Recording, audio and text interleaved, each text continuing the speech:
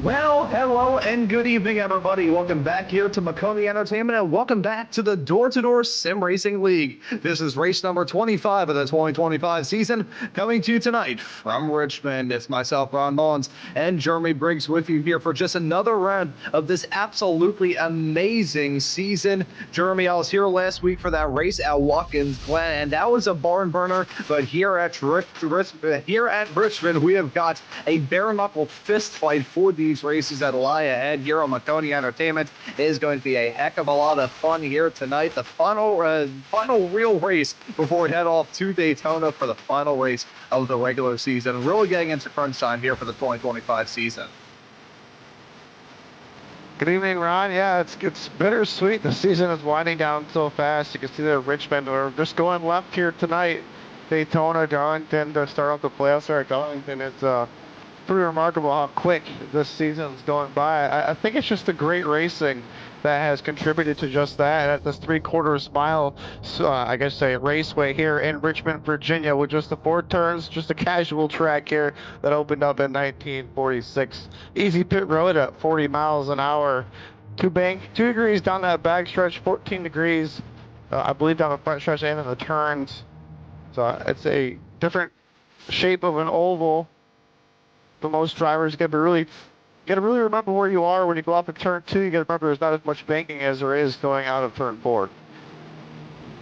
That's one thing to keep in mind around this rather challenging track. And as we get to the end of this regular season, we've got to start worrying about those playoffs as well. You can see how close it is towards the cut line. Brian Wasserman, the last driver in as it stands at the present moment. Alan Duggar, only 18 points clear of that playoff cutoff line. And Bradley Nopsnyder right there in P17, 25 points back. Roland Collette, after the rather brilliant drive last time out at Watkins Glen, is slotted in P18, 29 back. So pretty close for those final few spots inside the playoffs. You can see Trevor Baxter well clear, 668 points. He's been a rather brilliant driver to keep tabs on all throughout this season, and the rest of the drivers locked in pretty much already. You can see there in that graphic there. But that battle for that final few spots inside the playoffs going to get intense here in this 260 lap long race that lies ahead. Stage break's going to come at you here tonight on laps number 60 and 130. Fuel set to 75%. These racers have 5 sets of tires allotted to them, and 2 green-white checkers in case we may need it, Jeremy. It's a short track racing we can expect here tonight. So I got to ask you whether or not we will potentially see those green-white checkers play a role in what's probably already going to be a very dramatic race. Why gotta put me on the spot here, Ron? I gotta make me predict the finish of this race like this. You're gonna have all the drivers mad at me. I think this league week in and week out's been pretty good at the end of the races, not having too much chaos. I don't think we'll use those green-white checkers, but depends on how tempers can be here towards the end of this race, with it being just as what was it, Joey Logano calling it just short track racing. Yeah, I think that was Denny Hamlin calling it short track racing in reference to Joey Logano doing a Logano impression at the time. I think that's how that went back at Martinsville in 2019. But yeah, I will definitely put you on the spot throughout tonight, Jeremy. Come time for the end of this race, I will ask you about what sort of stocks I should have in my 401k. But, here at Richmond, we have got a fine race to look forward to on this D-shaped track. Only 2 other tracks really like it in the world. You think of the other 2, it's Rockingham, and you also have Iowa Speedway. That's about it. But Richmond, it feels like the second OG. Really, Rockingham was one that started. Richmond followed in suit, reconfiguring this place back in the 80s, I believe, was when they changed into this D-shaped configuration that we have. And then Iowa Speedway came along much later, back in, I believe, 2006 was when that track opened up. But plenty of challenges to look forward to here tonight. Jeremy, you brought up a good one, talking about the exit of turn number 2 in reference to the exit of turn number 4, how different they are.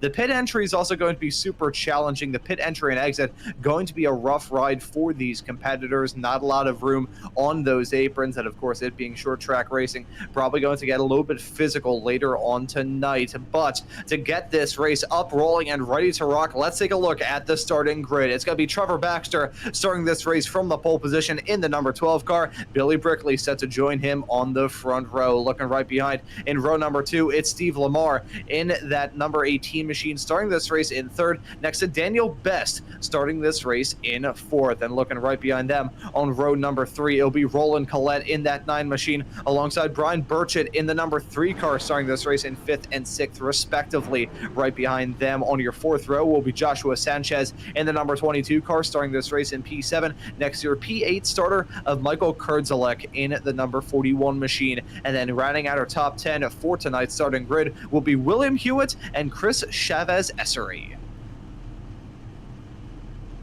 Just starting outside the top 10 and 11 starting position, you got the number 28 of Danny Carpenter. Starting 12th, you've got one of the most dominant drivers here lately besides Trevor Baxter, number 15 of Alan Duggar.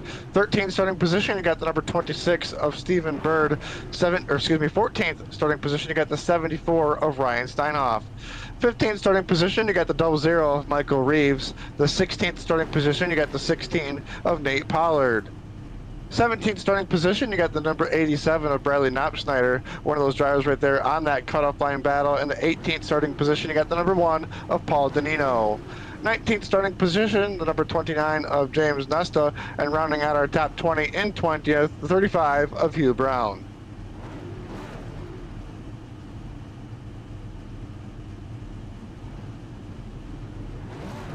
In 21st there, you have Joshua Hyatt. Race control, he doesn't count. He's in 22nd, so technically 22nd will be William Lark. 23rd will go to Gus Otero. 24th will go to Thomas Hegland. 25th will go to Corey Adkins, excuse me. 26th goes to the 6 of Josh Switzer. 27th goes to 65 of Clayton Cyrus. 28th goes to 64 of Ronald Judge. And rounding out our 29 car field, the 44 of Tommy Osborne. And there we go. That is your starting grid for this race. I want to apologize to you there, Jeremy. I was going through that that row right outside the top 20, and then I looked down and I realized that the red light on my mixing board probably means that my microphone is off. I've been there and done that. It's all good. I was like, oh, I think we lost him. Yeah, no, it's. I feel like it'd be a blessing for our producer DJ Lion if I was to randomly disappear at some point during this show. He won't have to reach into his bottle of Excedrin by the end of the show. These racers looking not to have a headache here tonight. Looking at the track temperatures as well as we get far along into the evening. The sun setting here at Richmond Raceway. 75 degrees ambient, 78 for the track temperature. It was at 88% humidity that I saw for these racers as well. Man, this track is going to be like a giant bowl of soup of these racers looking to run it strong here tonight. And it's the usual face Baxter up in the front of the field as they approach the green flag. The green flag is that the drivers are on their way, and we're racing here at Richmond tonight. Baxter and Brickley side by side as they head their way into turn number 1. That Trevor Baxter jumping out to the race lead early in that number 12 car. Billy Brickley now battling with Lamar. That battle for second still going to be intense as they head their way down the backstretch off into 3 and 4 for the very first time. Clean start for these racers up and down the grid, completing lap 1 with Trevor Baxter in the lead. Steve Lamar in that number 18, it jumps up to second, getting underneath Billy Brickley, falling back to third, maybe potentially falling back to fourth, with the Collette machine now over his back bumper, trying to look to the outside, cannot make it happen. Brickley shoots back to the inside on the inside of Lamar. He's to his left rear quarter panel, trying to sneak in there. Just behind them, Daniel Best with some trouble there, 3 wide going into turn 1 here. And there's a spin for Bird as he came out of turn number 4 at the end of that first lap run. As I said, they kept it clean. I saw that car spin off into the apron. We remain green here in this race with Baxter up at the front, Lamar in P2. There's the yellow as we get to the end of lap number 3. You can see that 24 car spun around. A target on the side, must have been a target on his back as he spins coming out of turn number 2 onto the back straightaway. They need to figure out exactly what happened to that machine as we'll cut to the Maconi Entertainment replay and see what happened to this racer. Down the gears off into turn number 1 and 2. He's going to go, keeping that momentum rolling. That 77 car right in front, and gets a big sideways step. And who is that getting collected in that as well? Big hits for those two, but the 24 certainly getting the short end of the stick in that regard. See if we can get eyes on which number car that was that just got collected right there. I think that's the 18. That may have potentially been it. Well, if the 18's at the front of the field, so that doesn't work for an answer. Yeah, I'm looking through. I think that was the 118. I was looking through. I saw that number on the side of the car. Not sure. Yeah, I did too. I'm not if sure. that's just. Yep. I'm not sure if that's just the number on the paint scheme or the sim stamp number, because they can occasionally conflict. I don't believe we have any conflicts here in this series. You can see that car stopped right in front. Is that Hegland? I believe that is Hegland right there in that machine. That looks very similar to the car involved in this incident. Going to take the wind out of their sails in the early stages. Yes, it is. You can see him stop there in the pit stall, trying to get the fenders and the bodywork being out back into shape in that race car. Unfortunate moment for him and the other driver involved to get this race kick started in such a fashion. That's a problem with turn number 2. You brought it up right at the top of the show, Jeremy, talking about how unlike turn 4, where you've got that banking heading through the not very straight at all start-finish straightaway here around this track, you just don't have that assistance at all coming out of the turn, and it feels like that rear end can sometimes have a mind of its own.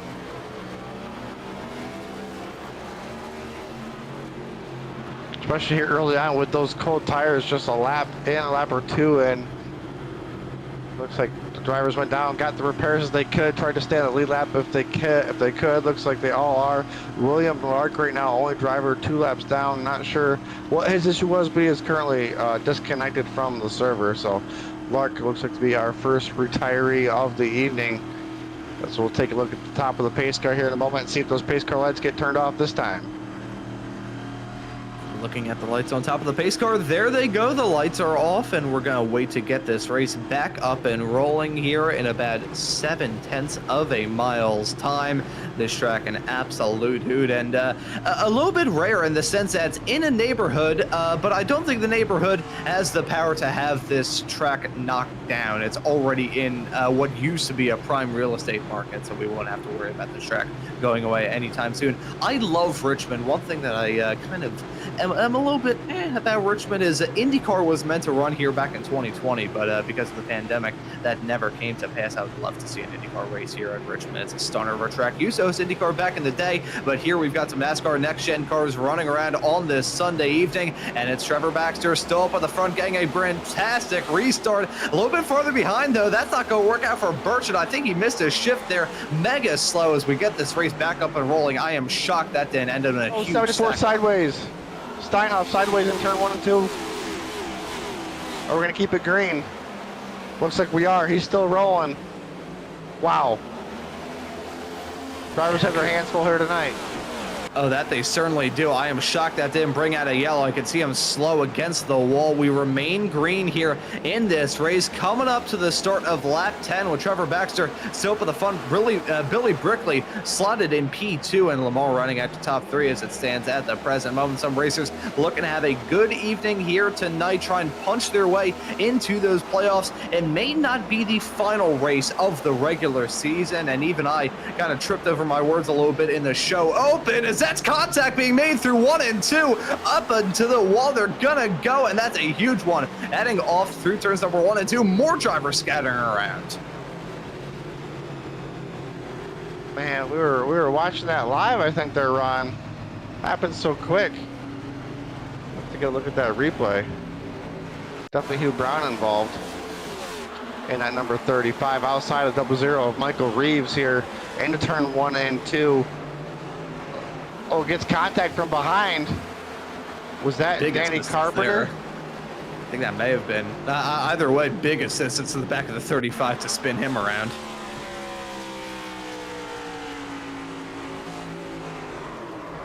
See that dive heading off into the turn. It looked like he carried about 16 bajillion miles an hour more speed compared to that number 35 car. That was Nesta on the 29, sorry. I think there's some more drama going on there as well. Outside that contact, they just scattered around. It was like tearing down a wall of an abandoned house and just seeing a bunch of rats scatter out there. That's basically what happened as they headed their way off through 1 and 2.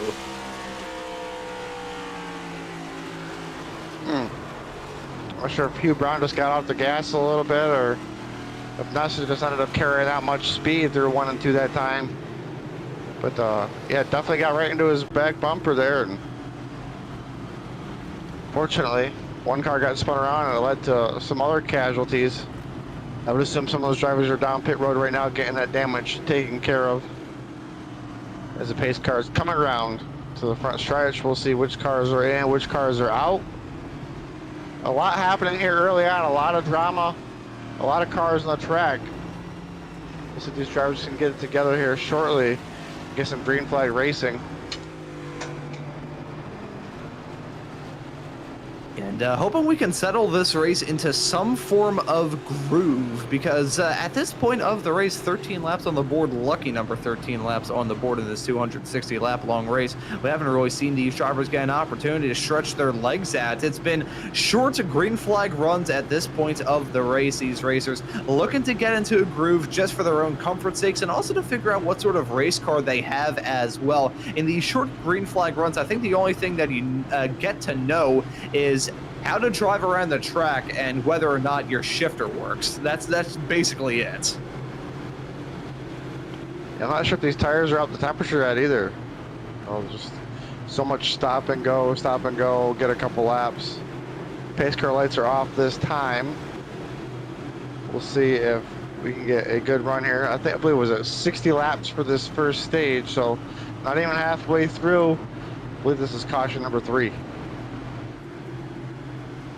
I think it's if we do have another stack up here, I believe it would be caution number 3, but it's been a rather hectic start to be sure. Lots of racers running into their own difficulties, the falling anvils coming down on many a racer already here tonight, but waiting for that pace car to come down pit lane, put the field back in the hands of our front row for this second restart of the night. It's Baxter and Brickley up at the front as we're back to racing here at Richmond, and yet again Baxter getting off to a flyer on that inside line. Lamar going to follow in suit to try and jump into P2. Billy Brickley in that 69 car, though, trying to rip it on the high side. Let's see if he can make it work as it stands right now. I think that car of Billy Brickley, that number 69 machine, seems to be a good contender in the early stages. He just needs to get on that bottom lane. Not going to allow it to happen there through turns number 3 and 4 is Collette, but he finally clears them, heading down the start-finish stretch off into 1 and 2. Brickley, in these hot-sticky conditions, I think that number 69 car may come alive.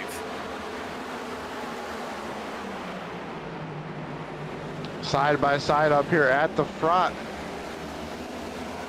Baxter, did he have an issue? Did he hit the wall? I'm not sure. He just went from the lead to 3rd place. We'll see if we can catch a replay of what happened to Baxter here after this restart. Was out to a really big lead. Number 12, one of the dominant drivers here all season, from the lead to 3rd. Uncharacteristic there.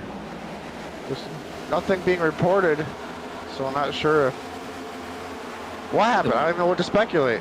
Yeah, honestly, it just feels like he's dragging an anchor through asphalt, or at least was for a matter of a couple of laps. I think Baxter either taking it easy or he's just lost the wind out of his sails. He got off to some fantastic restarts, but he was never able to really check out in this race. He was just running there, trying to hold on to the race lead desperately, as the likes of Lamar and Brickley right behind were trying to chase and begin to battle with Baxter. I think right now he's in a comfortable groove in P3, but got slightly out of the groove a couple laps in a row, and as a result of that, you're at 1 point race leader now running down in P3. It's Lamar holding on to it as it stands right now. Billy Brickley right behind in P2. About a quarter of a second is a gap between your front two here in this race. Looking at some squabbling going on. That's for some of the final spots inside of the top 10, and a little bit of a wall tap there as well, as these racers trying to settle into a groove. This feels like the longest green flag run we've had up to this point here in this race, Jeremy, and hopefully I didn't just jinx it.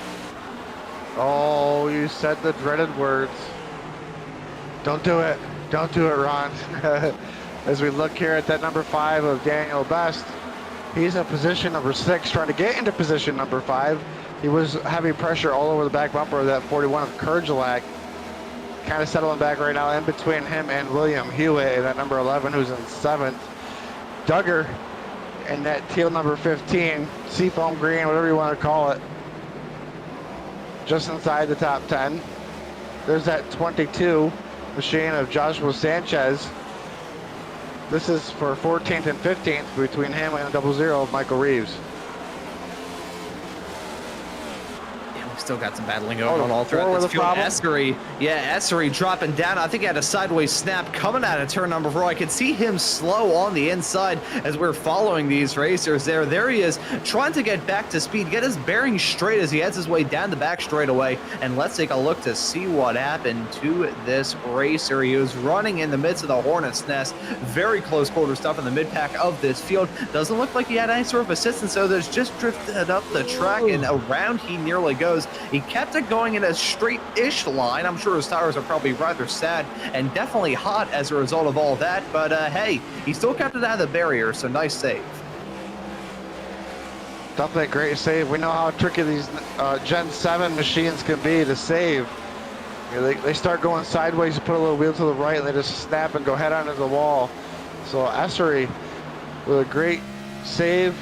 If he's got 9 lives like a cat, just used up one of them right there. You can see Switzer right here in 15th now. Getting some pressure from Joshua Hyatt on his back bumper. Switzer trying to move forward.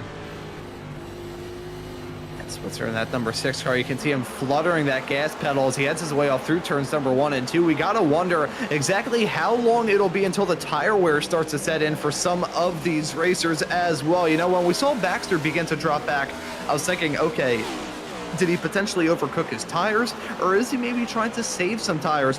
We saw last night in real life, and we see it every single time there's a race at Richmond, how important it is to manage those tires and have the good years underneath you to try and do well at the end of one of these races, and it can really help you out as here comes Baxter fighting back to P2. He's on the inside of Billy Brickley as they head their way off through 1 and 2. The 1-2 car, that's Baxter, who's been the 1-2 punch throughout most of the season, running strong yet again here in this race. I think he's got some wind in his sails, maybe decides to take a little bit easy on those tires because it looks like, at least for the moment, that number 12 car has had some life breathed back into it.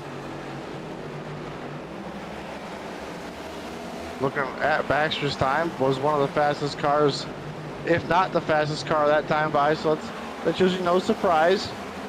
Look throughout the field here, we got another side-by-side battle going into turns 3 and 4. Further on throughout the field, that's a 74 Steinhoff who was sideways earlier. Corey Adkins right in front of him, involved in an incident as well at one point. These drivers right here, 20th and 21st. As we are on a good run right here. Remember, these drivers have open setups, so drivers can, you know, some of these drivers might be really good at the short runs and really good at the end of the longer run. But, you know, these drivers have to get that to happen, as we've seen so many cautions here early on. A lot of those cars finally having the opportunity to come to life and make those passes. I believe we're side by side right now, 4th, 3rd, and 4th. Brickley and Collette at the stripe. Here we go. That squabble is still going to be intense. I think the move that we saw from Baxter was a mix of two things. I think that 12 car has really started to find another gear, as he's now only about 4.5 tenths of a second off of your current race leader of Lamar. And we also are now seeing that number 69 car, Billy Brickley, really start to drop down like a rock thrown straight into a pond. So frankly, right now, if he can find himself inside the top 5 come time for the end of this stint, I think he should be a very happy man with a result like that indeed. About halfway through this first stage as well, Jeremy, it was a rather hectic first half with some yellows coming out, some more racers really finding their difficulties, as that's a huge wall tap from the 69 of Brickley coming out of the turn. That's not a wall tap, that's a wall whack. Got to be careful of the toe links on these machines. Very sensitive to bends when you make that wall contact. As we got cars battling throughout the field. Lots of comers and goers. Reeves and Hyatt side by side. Just in front of them, or excuse me, just behind them. We got Atkins. Oh, contact from Hyatt into Reeves. Reeves had to check up. That's going to open the door for the number 76 of Gus Otero. He's got 77 on his car. I've been confused there for 1 second. Now getting to the inside is the number 4 of Essery, who we saw sideways, trying to make his comeback, trying to crack it back into the top 15. Trying to get his way up there. Let's see if he can get that move done side by side as they head their way across the stripe. That number 4 car, whose race went sideways, literally coming out of turn number 4, still looking to get into a comfortable groove. That's the thing with a moment like that. Once you get sideways and have a moment like that, it really takes you a while to get back into the zone where you can really start pushing that machine more and more. But here we go, side by side with Baxter and Lamar. This is a battle that we've been thinking was going to happen ever since we saw Baxter clear that 69 machine of Billy Brickley. He's now back up to the front, fighting back here in that number 12 machine, and there he is back into the race lead, now 38 laps into this race.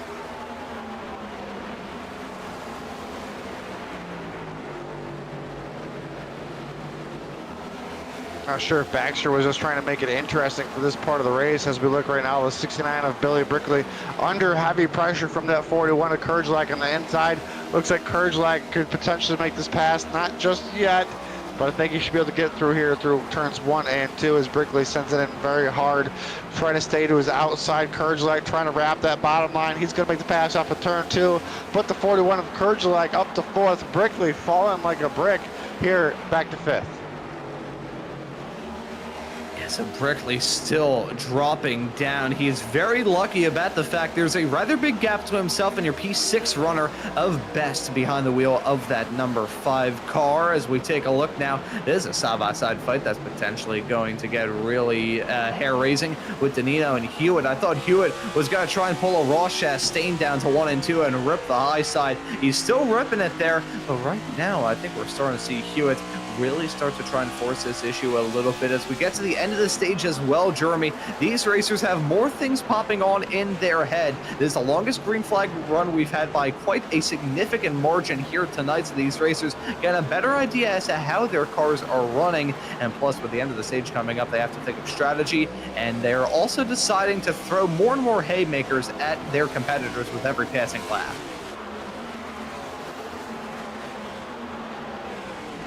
Definitely their thoughts in their mind right now. What do I need for the better half of the long run?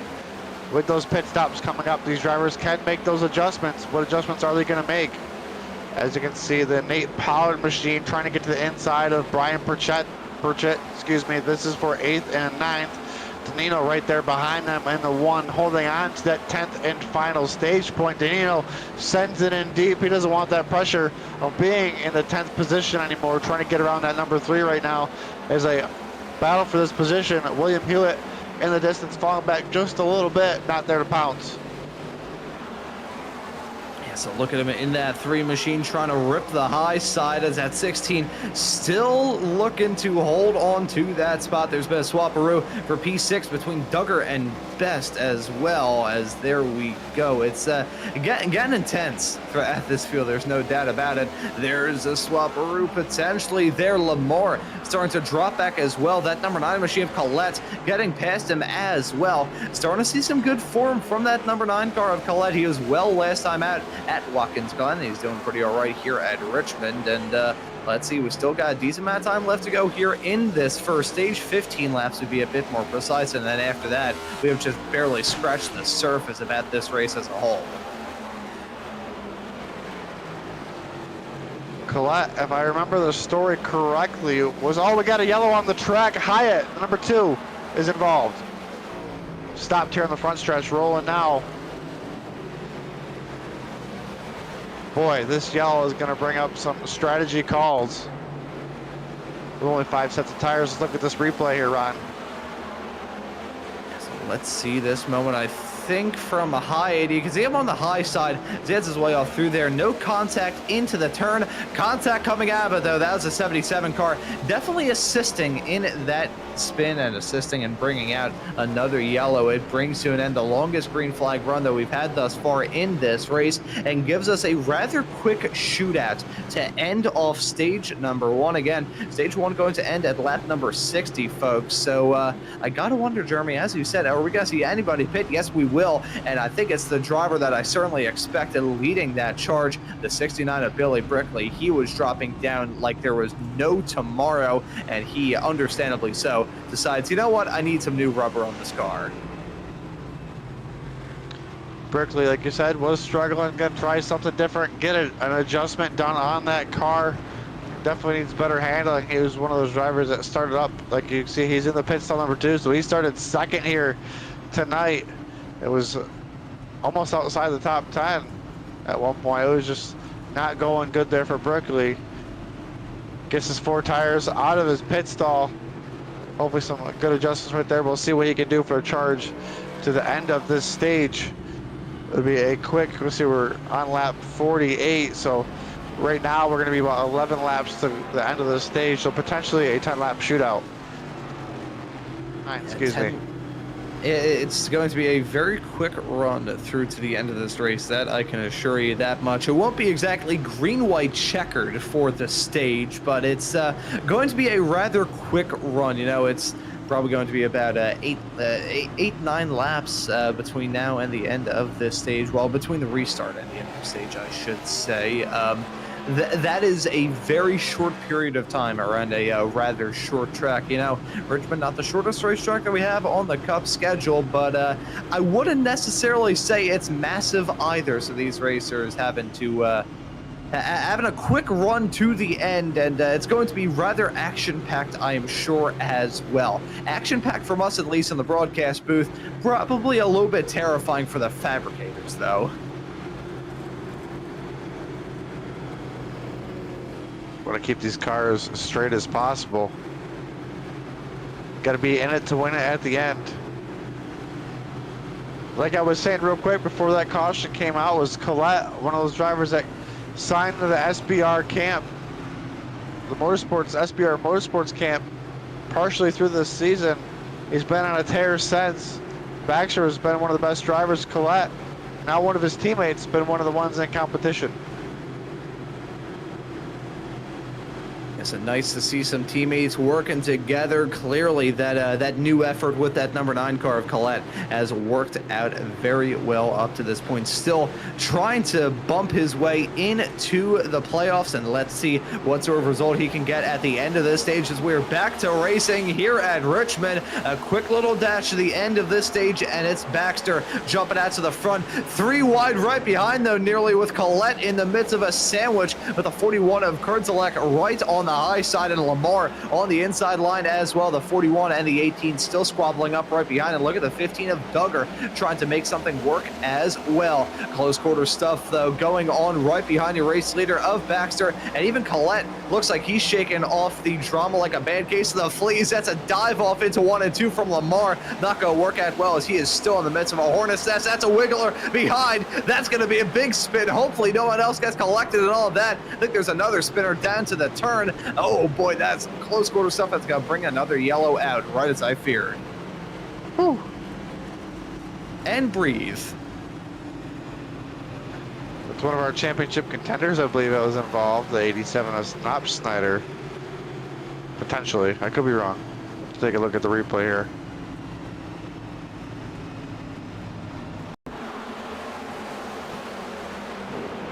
Oh, there was a car sideways in front of him. Okay. That's a true of a car. And then there was that car that had an issue right there in front of him. Okay, so Snop Snyder was just avoiding wrecks. I believe that's the Pollard machine. That would be the 16 of Nate Pollard. You can see him on the inside of the 1 as he headed his way off through 1 and 2. This was the other calm before the storm, but then got a little bit wiggly out of the turn. Yet again, no contact being made. I think it's just that exit of turn number 2, as you said, Jeremy, going to be a rather ominous test for these racers all throughout tonight's race. No banking really assisting you coming out of the turn, and plus a rather patchy asphalt on the exit, probably producing varied amounts of grip as you come out of there. But that is a huge moment, and you can see that field scattering about, scurrying about to try to avoid making contact. That could have been huge if that was a T-bone accident. Could have ended some drivers' nights and some drivers' championship hopes. Race is winding down, just, I could say, about 1.5 races left to go until the playoffs now. These drivers trying to finish out stage number 1. I'm not sure if we'll get back to green or not. We were right on the edge to be able to do that. So we'll see if they hustle here to get this stage to finish under green. Some wacky moments here. Cautions breed cautions. And you know, we talked about turn number 2, and the reason I brought turn number 2 up is, well, I am one of those drivers that struggles a lot with turn number 2. So it sucks that I could bring that up, but at least I don't feel too bad. I'm not the only one struggling with that scenario. Just you've got so much confidence when you're going out of turn number 4, and just turn number 2, that just the banking leaves you, and you just lose that side grip. And especially with these low profile tires on these Gen 7 machines, it just loses all grip, and around you'll go. Especially hard to save it as well. And good news is, though, everybody did a great job avoiding. Should be coming to green next time. Yeah, I think we're getting them re-racked and about to get this race up and rolling here as looking through. Yeah, I believe the lights are out on the pace car, so this is going to be a rather quick end to it here. I believe it'd be about a 4-lap dash to the end of the stage here. Lap 57, 58, 59, and 60 before we finally get that yellow coming out to bring stage 1 to a conclusion. Then we would only have 200 laps left to go from this race, so plenty of time left here at Richmond on Maconi Entertainment tonight. And to all of you tuning into the show, I hope you enjoyed, and if you do, happy to hit that subscribe button so you never miss out on any of the racing action. But it's an action-packed end to this stage as we lead them back to green. That's Baxter up in the front, getting another tremendous restart on that inside. Collette, on the other hand, he's going to be in a hornet's nest as he had his way down into turn number 1 and 2. Lamar on the inside of him, those two squabbling for P2 and P3, looking a little bit farther behind, still side by side throughout the pack, but they keep it clean out of 2. At the front, though, Collette still holding on to that second place position, at least for now. Baxter right now smooth sailing, just trying to grip it and rip that bottom. A second place battle is hot. Collette finally makes the pass happen off of turn number 2. Lamar's been driving it in very deep, struggling center off of the exit. Collette backs up his entries, does a very good arch. That's helping him most on the exit. So Lamar with a good entry. And he's just going to send it in wicked hard here into turn 1. Oh, contact. Huge save by the number 9 of Collette. But that's going to open the door for Lamar to get to the inside. We're side by side into 3 and 4. And as these two racers continue to battle for P2 and P3 at the end of this stage, it's looking good for Baxter, who takes a white flag here in stage number 1 with an 0.8 of a second gap. The battling really just going on behind as Collette finally clears Lamar. And there's the yellow coming out. I'm not sure if that is for incident. I believe it may be, but nevertheless, it will end this first stage here tonight. Yeah, we've got a huge one at some point around this racetrack. It's being a challenging one for these racers, to be sure, and as I thought, the two of Hyatt getting a piece of that drama. May need to load up a replay to figure out exactly what has brought the first stage here tonight to a somewhat premature conclusion. It was looking pretty all right there for Baxter to hold on to that lead to complete stage number 1, but it gets brought to an end early as a result of that. Big contact, heading down the start-finish straight away. That's the number 28 car. Pollard getting pile driven and all that as well. Yep. Schneider got a piece. Dang. Looks like Brickley was trying to come back to the field, got into the 28 of Carpenter. Oh, Hyatt just in full send mode right there. And Pollard trying to avoid the 28 of Carpenter. And unfortunately, when he turned left, the next thing left was the wall, and he stopped the car. And I believe that's going to do it for quite a few cars here tonight as Pollard and Carpenter come to pit road now. It looks like the left front is not even moving on Pollard's vehicle. Yes, that has some rather significant damage on that race car. We got some pit stops going on here right at the end of this stage, and you can see the 12 car of Trevor Baxter leading that charge of racers during that first stage, your stage 1 winner here tonight at Richmond. He's not going to come out with a race lead, though. That's a 3 jumping right in front. That had to have been a 2-tire call. He was well farther back to try and do something like that. Gotta take a quick commercial break here on Maconi Entertainment, and we'll be right back to get stage 2 up and rolling here at Richmond tonight. Trevor Baxter, stage 1 winner. When you want to be the best, you can't settle for the rest. For anything on iRacing, there's just one name you need: Maconi. With the launch of Maconi Entertainment and Maconi Competizone alongside Maconi Setup Shop, we now provide the best of the best in setups, paint schemes, coaching, broadcasting, and event organization. With cars across all 4 license classes, we have what you need to hit the track with confidence. Grab a subscription and save money while going fast at MaconiSetupShop.com. maconisetups.com/subscriptions. And remember, at Maconi Setup Shop, there are setups, but your victories.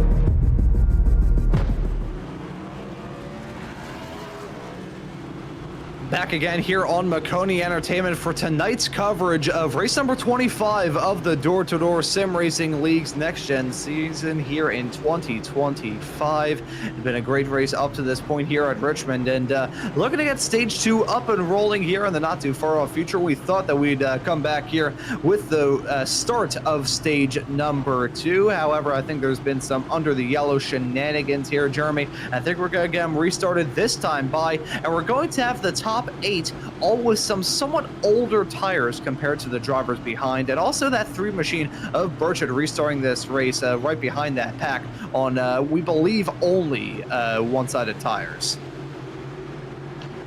New names, new faces, and new places. This is gonna be a crazy restart. Drivers in positions that haven't been in before. New tires trying to come to the field. We'll see how these strategies work out. Here we go. Yeah, and let's see as that pace car has made their turn to come down pit lane. It's Sanchez and Essery at the front of this field as we get them re-racked and ready to go here for stage number 2 at Richmond. We are green, and that's Sanchez jumping up to the high side rather early. I think he may have gone away with one there. Doesn't pick up a black flag there for that number 22 car. Danino slotting in P2. He's now side by side with Essery as they head their way down the backstretch and wreck farther behind. That's a multiple car stack up as they head their way out of turn number 2, the trouble spot all throughout tonight. And the yellow's gonna come at. Someone flipped it, holy cow. And drove away.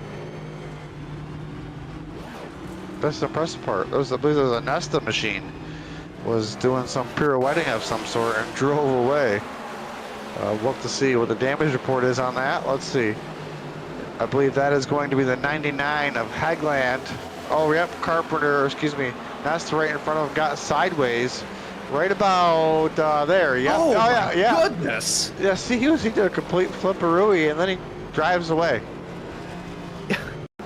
I don't know what kind of damage he's got, but that was I don't pretty know what impressive. kind of material that car is made out of. Was it made out of tungsten? Holy cow, you can see that contact being made side to side with a 77. That looked like a video game move more than anything else. Nesta popping up into the air. I'm pretty sure I've seen moves done in rather similar fashion to that on 4 wheels on Tony Hawk's Pro Skater 2. Yeah, look at that. Holy cow, upside down he's going to go. And here we go, bang, into the back of him. And I am very thankful that this is an iRacing event and not a real-life racing event. Otherwise, I feel like we would potentially need to pour out a glass of drink on that one. That was a vicious hit for Nesta.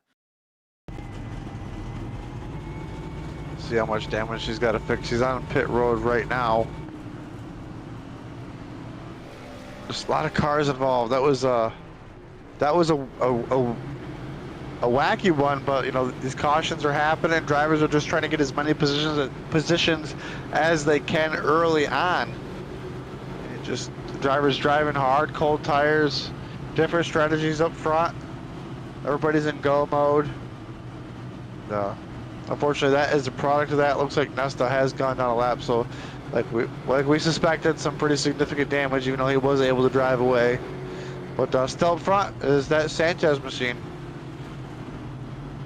So Sanchez still holding on to the race lead as we are on lap 69 of this 260 lap long race. Another yellow coming out here. The first one for incident here in stage number 2. A reminder, folks, stage 2 going to end on lap 130 not lap 120, lap 130. So we'll have a halfway dash through to the end of this race. As looking through, I believe the lights are now out on that pace car. About to get them re-racked and up and rolling. Jeremy, do you think we're going to have a repeat of what we had in stage one, where we had a lot of drama in the early stages, then we finally got to some sort of groove? Certainly looking that way thus far, but I think there's a lot of different things that can happen here.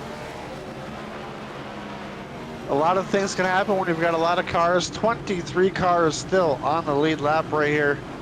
Looks like we got about 26 cars running, with a few of them a lap down. So big incidents with a lot of cars. The pace car is off. Pace car making the turn to come down pit lane. We're about to get them restarted once again here at Richmond with Sanchez and Danino sharing that front row. We're back to green here at Richmond yet again. Sanchez playing with fire as he comes to the line and jumps to that high side. I gotta wonder how close he is to picking up a penalty every single time he does that up at the front. That's a huge wall tap there from Switzer coming out of turn number 2. Scraped that wall, a big puff of dust coming up in the air. Bodywork dust, paint dust, every kind of dust you could possibly imagine. More drivers hitting the wall coming out of these turns. I'll tell you what, these cars probably getting shaven down on the right-hand sides with these races, getting very flirtatious with the outside safer barriers as they're 3 wide right behind. One car dropping back very quickly. I believe that's a 6 of Switcher. Oh, he's going to have contact with a 24 of Adkins. That's going to bring the yellow flag out here on the home stretch.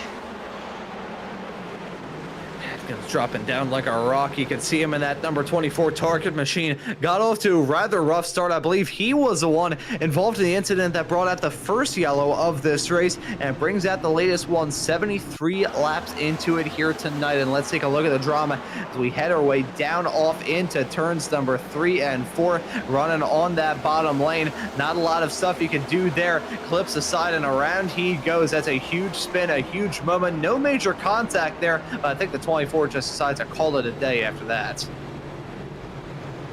Well, like you said, he towed back to the pit road. Not sure, like you said, if he just decided it was time to call it a day right there, but a pretty calm caution, I guess you could say. Not a lot of cars, if any cars involved, except for the 24 and the car that he kind of just traded some wrap with, I guess you could say, the vinyl wrap on these cars. So it should be a pretty quick caution here. I believe we should go around at least one more time to grab the 1 to go signal. Nate Pollard, another one of those drivers that we saw in an incident, he has retired as well, and that will do it for Corey Adkins. He has officially retired. So quite a few of these drivers calling it a night here.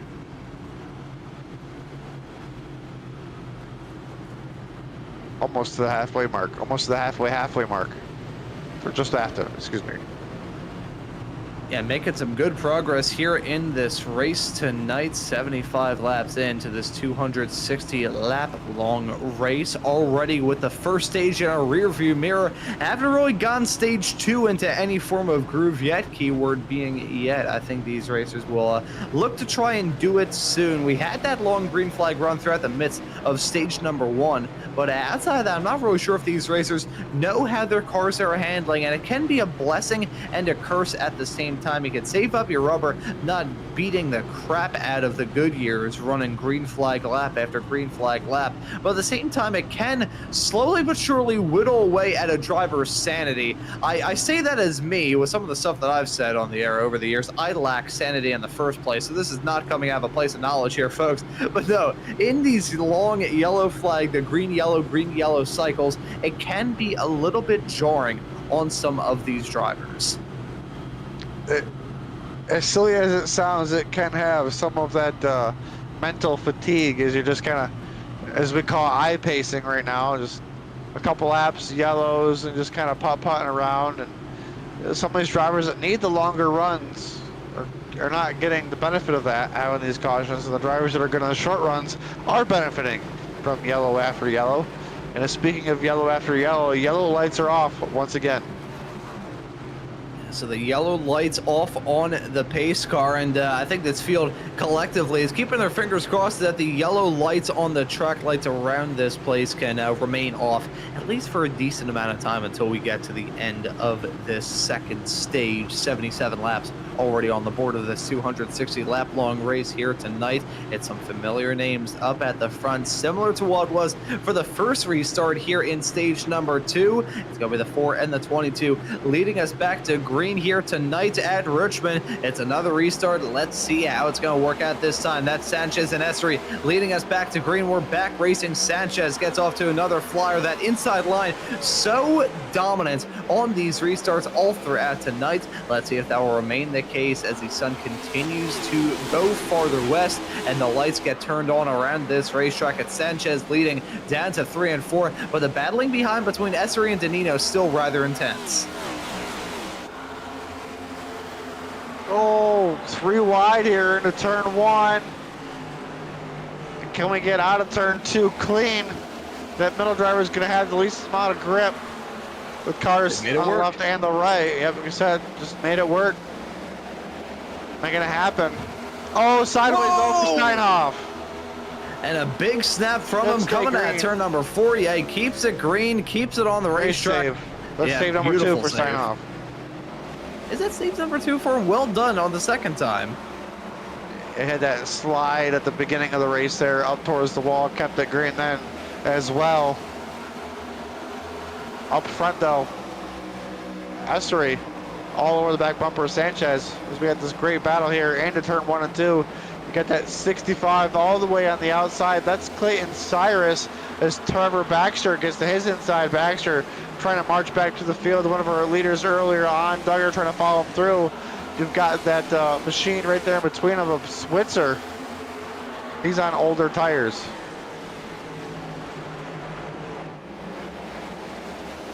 Yeah, so now we're starting to see that difference be made. We started off this stage talking about the difference in some of these racers and the various strategies that they took to get this race up and rolling. Now the difference isn't as severe. Well, it's still the exact same difference, but it doesn't seem as shocking on paper with racers on 12-lap old tires compared to some on 0-lap old tires. It is still a difference though, as we got the battling for P1 and P2. That's Sanchez and Esri battling hard. They're looking to try and battle as long as they can, as a yellow gonna come out again. 83 laps on the board and some drama in turn 4.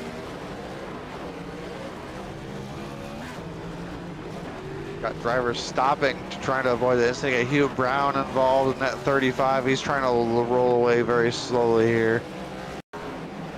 Let's take a look at this Maconi Entertainment replay. Lots of struggles here in stage number 2, trying to keep it green with a lot of grip out there. Oh, was that Switzer that had trouble when it was coming down the track and nobody else had anywhere else to go?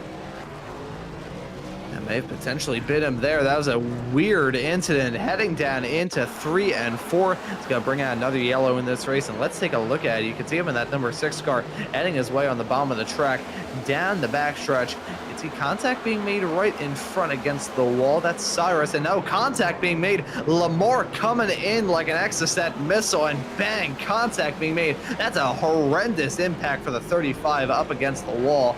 Lots of good race cars taken out of this race because of that moment.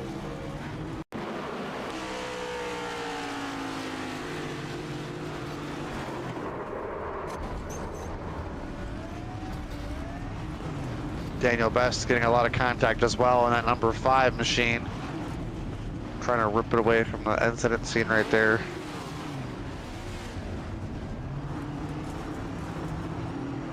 Lots of action here. Lots to sort out. The drivers now down pit road getting everything fixed as much as they can.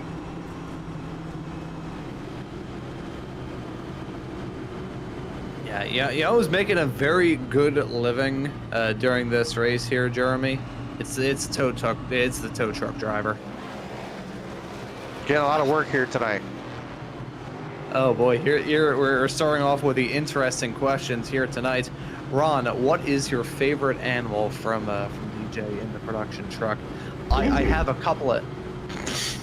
Ah, there it I is. should have seen that coming. I should have seen it coming. I was about to give an answer, but then I was like, oh, that's fantastic. Thank you very much, DJ, for that. And to all of you tuning into this broadcast, I hope you enjoyed the lizard content here tonight.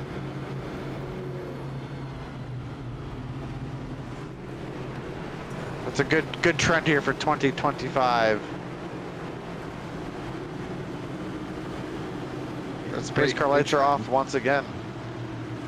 Lights out on that iRacing pace car. Gonna get this race up and rolling yet again. Haven't hit lap 100 thus far here tonight. It's been a rather tough one for these racers up and down the grid, but this is a rather similar start to what they had in stage number 1. It had about 3 yellows come out in the early stages of all of that, and then it finally settled off into a zone, and let's see if it will here on this one more restart here. Coming to 88 laps into this race, we're back racing once again. Sanchez and Essery up at the front, side by side, right behind though between Burchett and Essery. We're seeing that number 3 machine now start to squabble up. We saw him take that interesting strategy.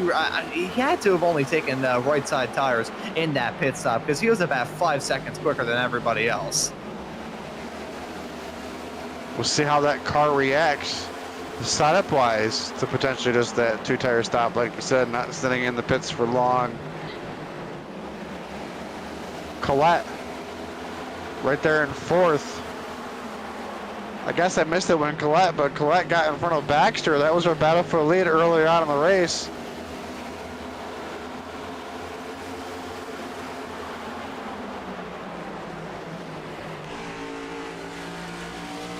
Racers are see, I'm waiting for the shoe to drop. Oh, that's Collette. Oh no, it's squabbling up behind, and that's a 4 car. Right as I was gonna say, I was waiting for the shoe to drop. That's the shoe that drops. It's the 4 car spun, adding on to the back straightaway, and I think there may have been a little bit of extracurricular drama there as well. Lots of being and banging and roughing each other up as those racers scattered, heading down the back straightaway. Let's take a look to see what caused that 4 car to come around on the inside of the 3, and yeah, contact being made with the 3 and the 4. The 9 car gonna spin at the 4 fully. Oh man. I give credit to the rest of the field too, man. They were coming in hot. Take a look at it. It looks like the 3 got a little sideways there. The 4 was the one to save them. As you can see, just stops right here. Oh man, you're just wincing as you're watching the cars zing by, hoping the next one that comes by is going by and not making contact. Yeah, take a look at this from the perspective of the 9 right behind. Yeah, not really a lot that he could have done in that, frankly. It's unfortunate for sure. But again, nothing that he really could have done. Not a lot of room to work with around this racetrack. But another yellow coming out here in this race. 92 laps on the board. And Jeremy, I think we're going to have a chat with a racer. And I will give you the reins to ask who you may potentially want to have a chat with under this yellow. Well, now you're putting me on the spot again. Why do you have to do this? Let me scroll through a list as quick as I can here. Let's see. See, I'm the indecision commission. I can't make decisions. That's why I passed the buck off to you. It is really hard to make decisions, and you want to see who you want to annoy the most out of all of this.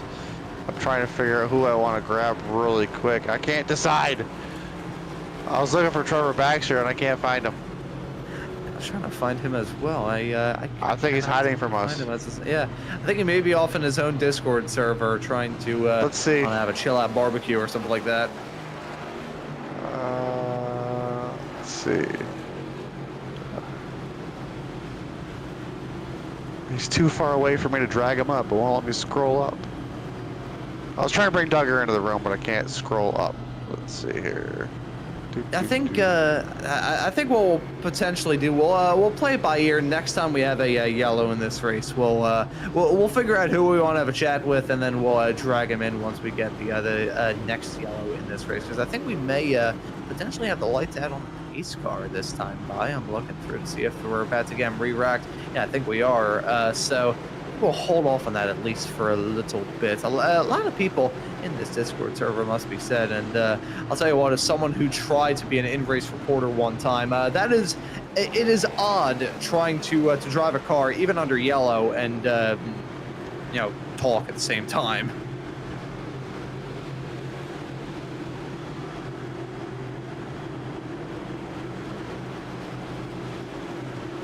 To get this race up and rolling, rapidly approaching upon 100 laps on the board here in this race, and let's see if we can settle stage 2 into a groove. It's been a wacky one up to this point. Already about 34 laps on the board here in stage number 2 as we're back to racing. Sanchez off to another flyer, Burchett there as well. That 3 machine with those new tires alongside that 9 machine also on new tires. This is, oh no, that's a spin from Cyrus. He did it. Did he just pull off a 360? I think he did. No, he gets against the wall, and that'll bring out another yellow here in this race. It comes about a half a lap after the latest restart. I think that's yellow number 11 tonight, I think, potentially. I'm not too sure. I cannot count.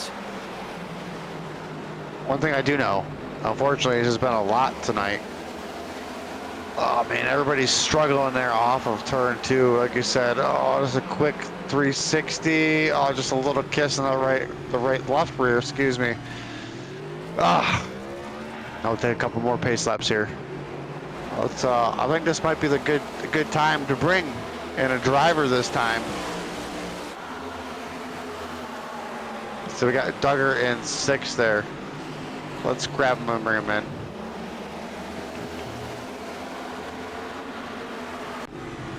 Alan, Duggar, this is Jeremy in the broadcast booth. You got a copy? Yes, sir. Well, Alan, it's been quite an eventful night here. You find yourself just above that cutoff line. You started in the season, later in the season, man. What do you got to do here tonight to grab another win? Survive right now.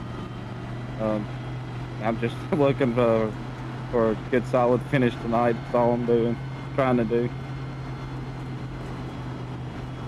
What is your strategy here to get a good restart and potentially grab a couple more spots, or is it just too tricky out there right now? It's too tricky right now because you never know when it's going to go green, which I hope it goes green so I could just take my time and let everybody burn their stuff up and make a charge at the front. All right, Alan, we appreciate your time. We'll let you get back with your team. Thank you, sir. Good to have a chat with the driver during a race, ain't it? I finally figured out how to bring them up too when they're far away. Guess I'm still learning. See, what we need for these racers is like one of those dog leashes where you can like pull on a trigger and it'll like retract the leash back a little bit. That's basically what we need for these racers. Like that, or like a race car lasso, just like spin it around a little bit, whip it out into one of the driver chats, and drag them in for a quick little check and some airtime, and hear about their thought process and what, for lack of a better term, is a rather monotonous point in this race. It's been green yellow for a decent amount of time now. And it could be getting pretty taxing. Drivers could be getting pretty short. One driver though that's pretty happy is Sanchez, who's got that lead, but now he's got the Colette machine with a little bit of damage from that last wreck on his outside, starting P2. Pace car lights are off. Should be making the left-hand turn to pit road this time.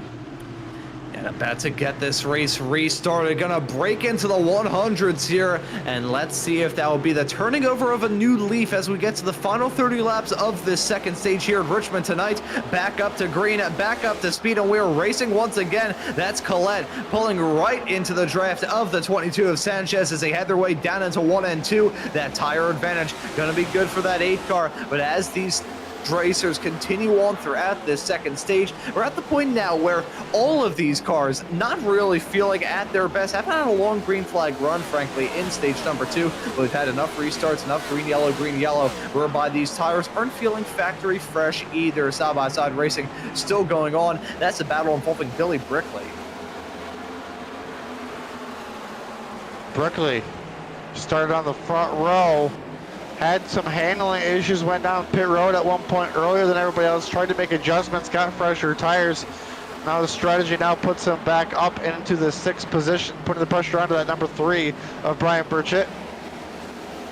Following him through is that 41 of Kerslak. We can see Brickley to the inside of the number 3 here through 3 and 4. Duggar, though, on the inside is going to maybe lose a little bit of the front downforce on that Brickley machine. As he continues to try to wrap that bottom, he'll make it happen here through 1 and 2. Again, heading off through 1 and 2, turn 2 being the real trouble spot for these racers here. You can see him getting very flirtatious and so close to that wall. In fact, I'm pretty sure a lot of them have actually hit that outside wall coming out of turn number 2. Feels like there's 2 ways that ends, frankly. You either lose it or you hit the wall. There's basically no in between. That was nearly a bump and run from the 12 of Baxter onto the 22 of Sanchez. That's a battle for the race lead right now. I think Baxter starting to get a little bit impatient with that 22 car on much older tires. Is that machine. He came in right towards the end of that right towards the end of that first stage, I should say, sorry, in that 22 car.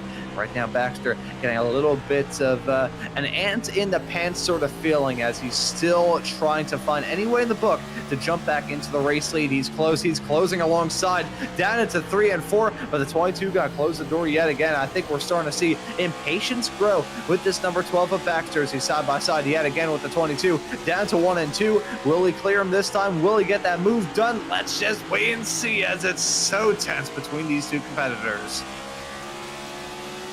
Side by side, continuing here for the lead.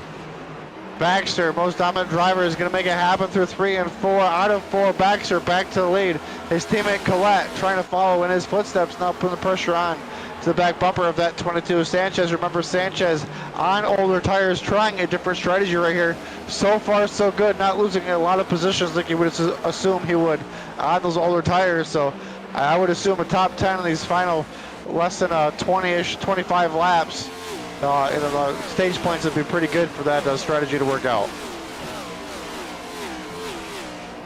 And as we continue to whittle the laps away in stage number 2, we're getting to the point now where we will have to worry about the end of the stage coming up in the not too far off future. 22 laps left to go in this second stage. Baxter now leading over Sanchez. That gap ballooning out big time in the span of a couple of moments, and probably part of the reason why Collette is really itching to get this move done for 2 reasons. One, his teammates driving off into the sunset. He wants a clear shot at him to try and do well in this stage. But he also got that 15 car of Duggar right behind, and we'll have to see if he'll be able to make that work as well as that 22 car. Credit where credit is due to Sanchez. He has been battling and scraping and clawing for every single position. He's held on to each of them for dear life. Doing a great job with the defense here.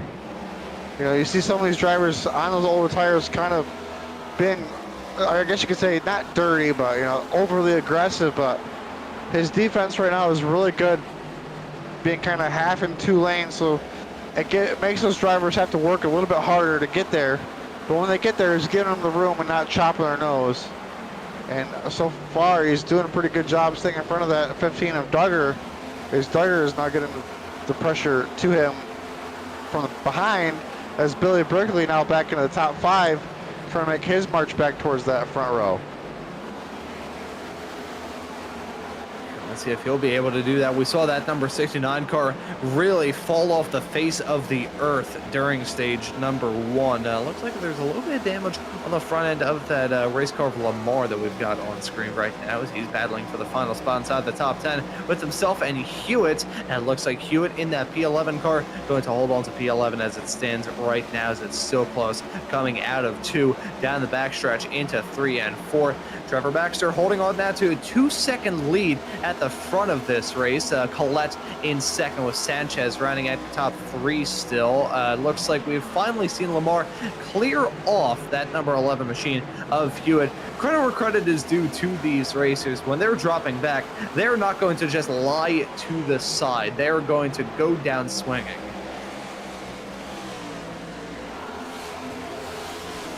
Not just swinging, but swinging clean. As you can see, the number 1 back here of Paul Danino. Behind him, that is 10th place of Steve Lamar. That is the final stage point available here tonight. Can they stay in those positions to collect those points or gain more spots through later in this run? As at 22, the fall is starting to pick up just a little bit. I don't know if it's going to be able to hold on for these final 15 laps of the stage. Whoa! As the 22 and the 3 got linked door to door. Pun definitely intended there as he headed his way out of 2 down the back straightaway. That could have ended in disaster for the both of them, but thankfully for Burchett, he's still in the top 5, and unfortunately there for Sanchez, the fall is continuing. That 22 car just basically falling off the face of the earth, as that's a 4 machine right there of Essery trying to make it work as well. Chris Chavez Essery, he's had a wild ride up to this point of the race, was involved in his own bit of drama, coming out of 4, and in the midst of all this, though, he's still running decently inside the top 10. So props are due to that driver, the number 4 machine. He has not given up in the first 118 laps of this 260 lap long race here on Maconi Entertainment tonight. The side-by-side fighting still continues with Danilo. Sanchez losing out on another spot, and he may fall out of the top 10 entirely in the next couple of moments. Unfortunately, you know, trying to get those stage points on the strategy might not work out. He may have an extra set of tires later in this race. I'm not sure how it's all playing out with these drivers and their 5 sets at this time. But you see Sanchez right now gonna try and hold on for these final 10-ish laps, but William Hewitt, the number 11, coming in quick. Now we're getting some more competitors looming in that rear view mirror of that number 22 car of Sanchez. The fall is still on right now as we get to the end of this stage, running out of laps here in stage number 2 at Richmond. Only about 9 left to go for Trevor Baxter, who still leads 3.5 seconds over Collette in P2. I think there's some squabbling going on a little bit farther up in front, though. That was 3 wide racing, it looked like, heading down the backstretch off in a 3 and 4. I think Burchett was in the midst of all of that as well. That's a lap car very slow on the inside, getting out of harm's way. As he has his way down that start-finish straightaway off into turn number 1, side-by-side racing, and 3 wide racing now. That's a 5 car best, another lap down competitor in the midst of this race as well. Currently class down 23rd as they nearly came to blows on the backstretch there, Jeremy. Woo. Some of these beat up cars that are now going a little bit slower than we've had a green flag run, kind of getting in the way, or I wouldn't say in the way, just they're just on the track, so it's just another factor of the race. As now we're side by side for that 10th spot on the running order. Sanchez having a little bit of trouble with a lap car. William Hewitt all over his back bumper though.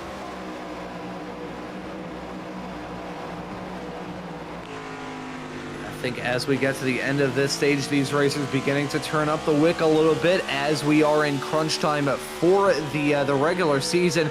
These racers looking for any sort of points that they can get at the end of this, and that's why they're battling tooth and nail, giving it everything they've got at the end of this stage. I will say one racer not really giving it everything because he frankly doesn't need to, is your your number 12 car, your P1 runner of Trevor Baxter. He's just running in a rather comfortable groove as it stands right now. That's Lamar slow, heading off through 3 and 4. I think there may have been a moment for him. Let's take a look at this, Jeremy.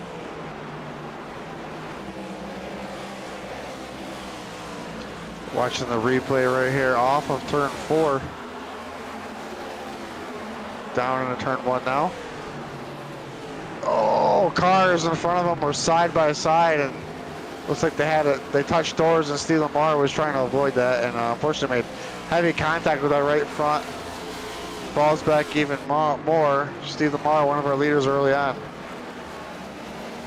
Yeah, the door-to-door contact involving Steve Lamar. You're at one point race later going to take him out of the battling. But hey, if you want to see some more battling when it comes to door-to-door, you can catch that all here on Maconi Entertainment.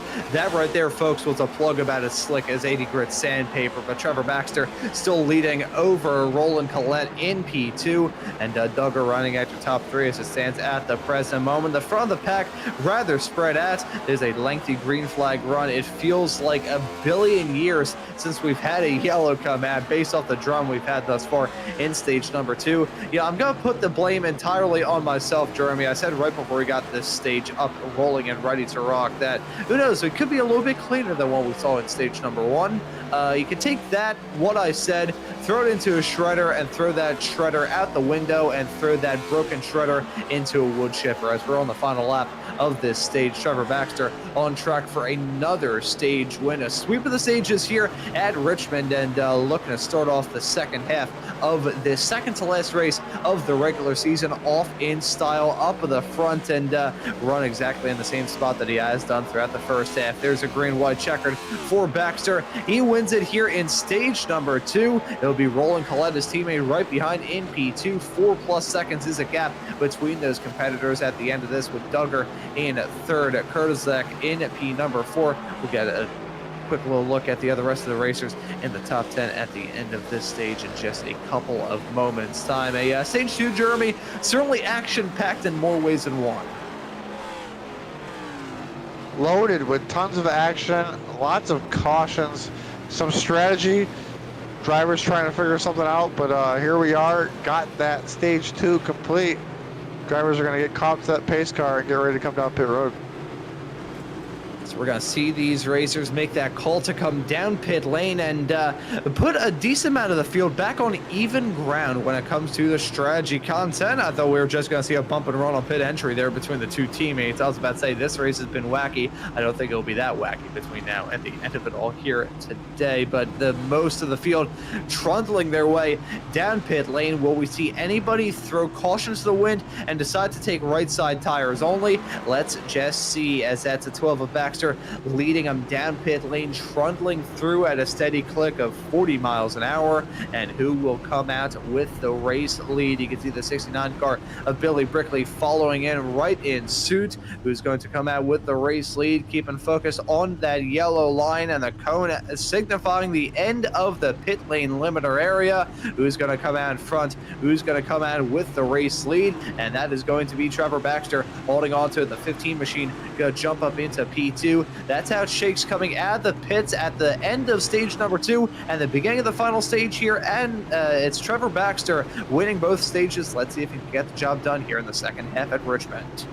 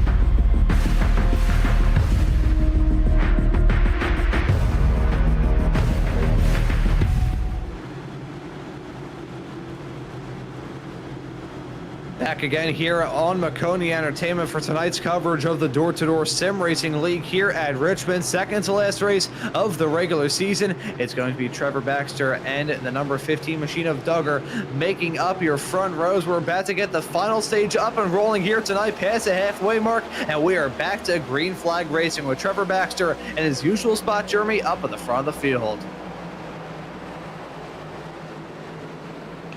Yes, Trevor Baxter in a very familiar place up front. Alan Duggar, who we talked to during one of those cautions earlier on, now finds himself in second position. Surprising me right here. Said he wasn't sure how to get up there. Now he finds himself right there on the back bumper of Baxter, going to have to. Oh, and we've got a wreck here in a turn 1. Oh, more calls being involved. I think believe that's Brickley. kind of piece of that action as well. Yeah, Brickley certainly with huge contact. You see the front end of that car rather crinkled in. And let's take a look at this moment. Heading down into 3 and 4. This was a calm before the storm, side by side between the 3 machine and the 69 of Billy Brickley. And as he headed his way down into the turn, let's see what happened here. Just carried a whole lot of speed, snaps and hits the outside wall horribly. And the 67 also getting a piece of that action as well. That was a massive hit for Billy Brickley. You can see it. They try to do that save thing with these Gen 7 cars, and unfortunately that one just turned hard to the right. Man, there's nothing you can do there.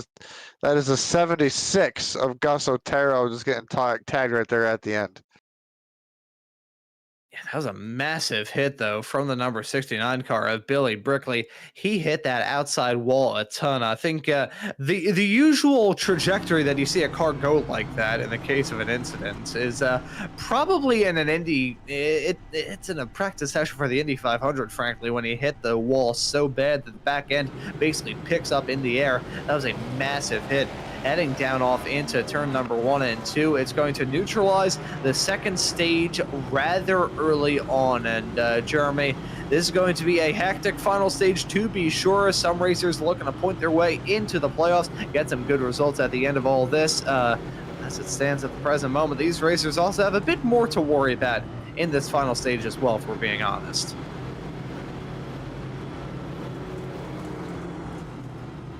We got 1 pit to go as well, to my knowledge. I believe we have 1 pit to go.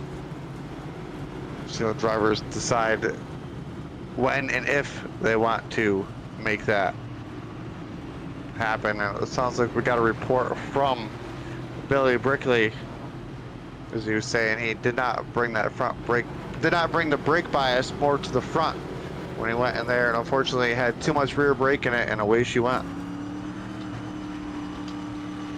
That is an unfortunate moment to be sure. Whenever I think of rear braking, I think of my karting days when I only had rear brakes, and them being rather touchy on some tracks with not a whole lot of grip. So you can imagine how it is going backwards, trying to get woed up from about 65 miles an hour.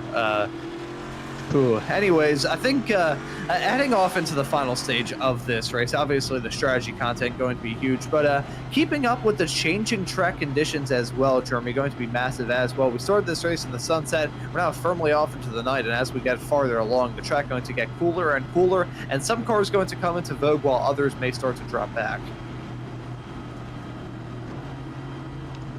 We'll see which drivers decide to make adjustments on that last pit.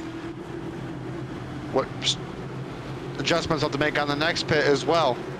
We'll see who can play their cars just right. Pace cars off. Pace car off, the field back in the hands of our front row. It's Baxter and Duggar like it was on the initial restart here in the final stage, leading us back to green. Baxter yet again getting a jump on that inside line. That inside line all throughout the restarts, Jeremy, it doesn't matter who it's been, that inside has just been able to gun it off the line, and Baxter certainly proving that as he leads him by a couple car lengths over Duggar down the backstretch into 3 and 4. Baxter driving into the what was the sunset, now it's just the nighttime sky. Duggar right now, not real fast, not sure if he's saving tires or struggling a little bit on exit. That seems where he seems to be losing it the most. They're side by side behind them. Oh, we got a yellow once again. It looks like not Schneider, no, Sanchez involved. The 22 sideways on the backstretch getting whipped around here.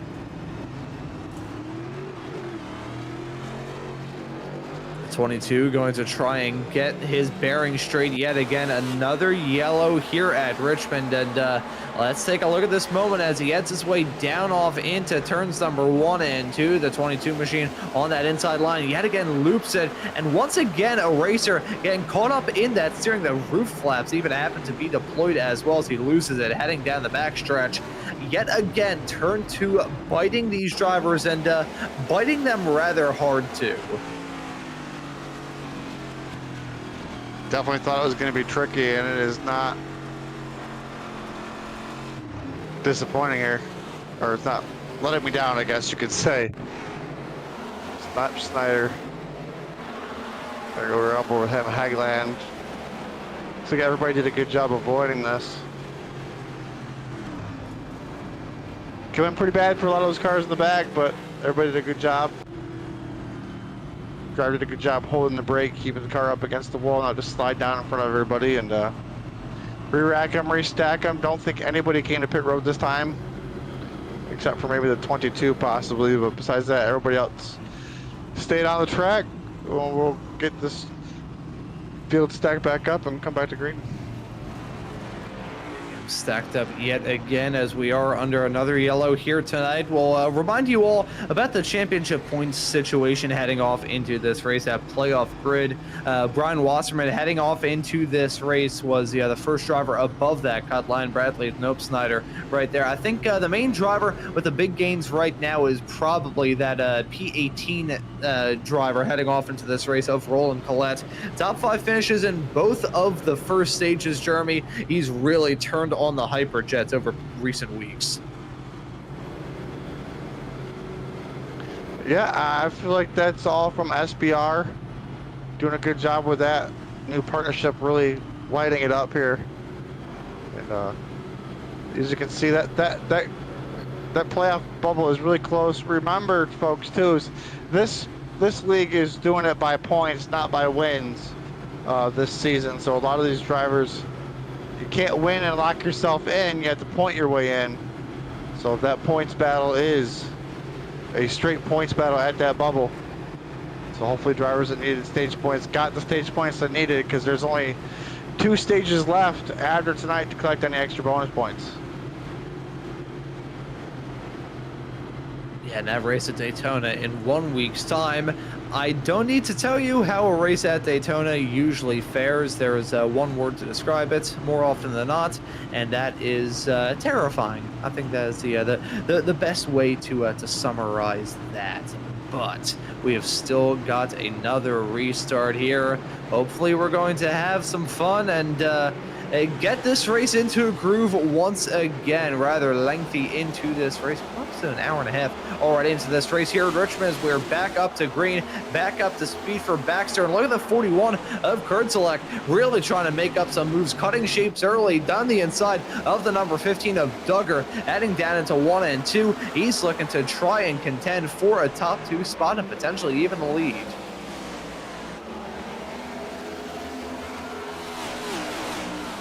Kurtzelek way down there on the bottom, trying to wrap that line up just a little bit. Duggar pushed it hard off of 2. Whew, really close to that wall. Makes no contact though. Still side by side here to 3 and 4. They get single filed out there. Esseray, you can see right there in that 4. He was, I believe, sideways. Oh, sideways at one point. Kurtzelek gets into the wall. That's going to open the door now for Esseray. Just by an Esseray, got Danino and Burchett going at it. We got battles all over the track right now. Baxter just set another quick time.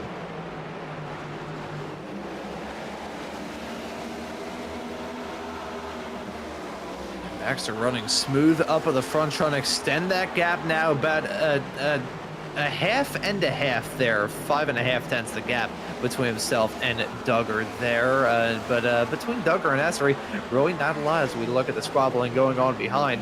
That right there you can see is Steve Lamar on the inside line, trying to get that move done on the 1, and he gets it done successfully. Now the 1 of Danino, having to worry about that 3 machine of Burchett right behind. We saw that 3 car running up the front a little bit earlier on, as he has a big sideways snap coming out of the turn. He keeps it going in a straight line. It's rather comedic with the camera shot that we had there. I thought that he would have just clobbered that inside safer barrier. Not gonna lie, every time we pan to somebody, we've had a lot of live shots tonight. But people getting really loose, have their hands full. And that was a great save there by Burchett. Look further back in the field. That right there, that's the 26 of Stephen Bird. I haven't talked too much about him, but right now, oh, we got one sideways down the front stretch. I think that Switzer yellow is not coming out. Yep, yellow is not coming out, staying green. Yeah, staying green here. A big move for Switzer.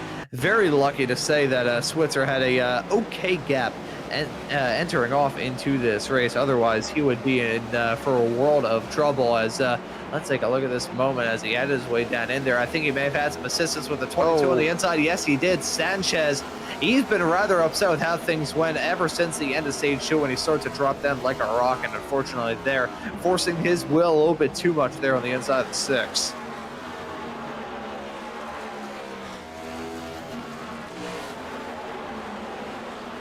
Take a deep breath and hopefully get a caution or two to maybe make up that ground. But we look through up the field here. The 3 of Burchett, the 11 of Hewitt. That's for 7th and 8th. Battles all throughout the field right there. That's Steve Lamar trying to make his battle back through the field. He's been back in the back for a while.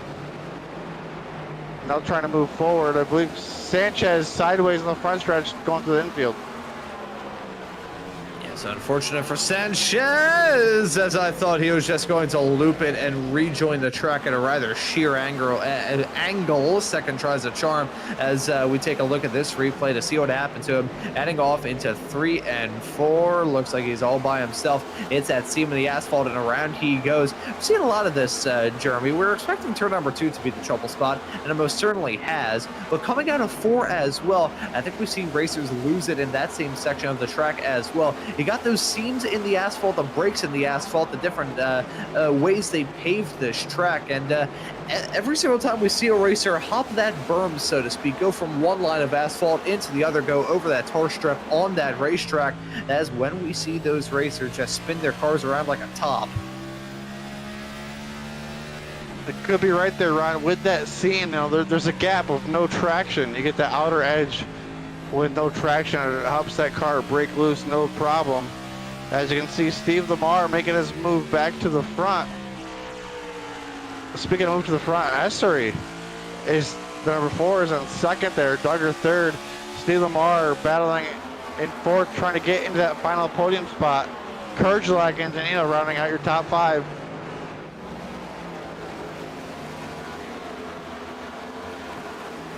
As we continue to see these racers run around this track now with 100 laps left to go here at Richmond on Maconi Entertainment for tonight's coverage of race number 25 of the Door Sim Racing League here in 2025. It's been a wacky one and a wild one up to this point here at Richmond. Driver Baxter still your leader over Essery and P2. Duggar rounds out your top 3 as it stands at the current moment, but I cannot even say that Baxter is looking to settle into a groove.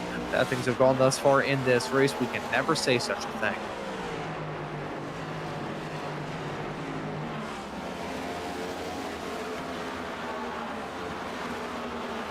Got a good run going right here. Knock on wood, is these drivers are going to definitely start feeling the effects of any tire degradation that they might have acquired from earlier part of the run. They maybe got tires a little too sideways. Those drivers will start to fall back right now. Baxter kind of in his own area code for speed wise. Behind him, it's a little bit closer. Was that? I thought that was that's a 26er that just scraped the wall. Stephen Burtis Collette back up 10th here.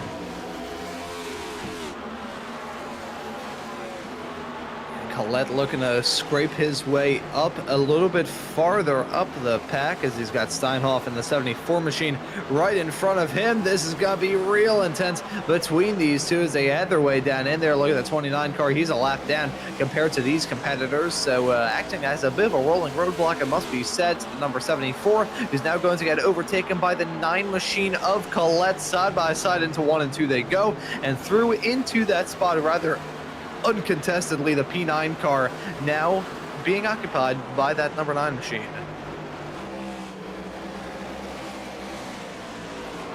P9 for the number 9 continues to make his march forward. Definitely faster than a lot of cars in front of him, so he should be able to make those passes when he gets there. We're on lap 168. These drivers are going to have to start in here thinking about what they want to do for pit strategy. Remember, 75% fuel loads. So there'll be at least one guaranteed stop in this final stage. Yeah, and if we do have a green flag stop during this final stage as well, that is going to make it even more dicey for these competitors up and down the grid. A green flag stop here at Richmond can really make or break the way your evening's going. Of course, the strategy content rather huge. Know when to pit, know how to set yourself up as well as possible for the very end of this race. If you can't do that, forget it. But even executing on those pit stops, there's a lot of stuff that plays against these racers. Jeremy, we were talking about this right at the drop of the green flag of both this race and this broadcast here on Maconi Entertainment. Right as we were getting this show up and rolling, I briefly mentioned how narrow the apron on both pit entry and pit exit are around this track.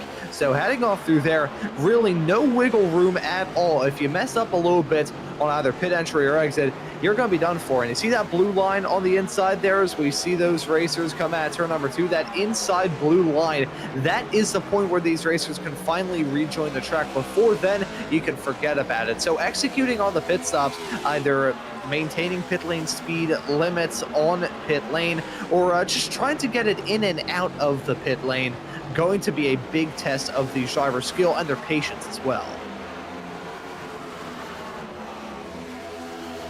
Some of these drivers might lose some of that pace. Oh, speaking of, we got the 22 sideways down the backstretch. Yellow flag. Yet again, Sanchez running into some difficulties. Now bring out the yellow with 89 laps left to go in this race. I think something's a little bit sour. Either something's sour on the car or he's sour behind the wheel. Things have not been going well for Sanchez as of recent moments. As let's take a look at the moments himself and the 6, my apologies, of Josh Switzer.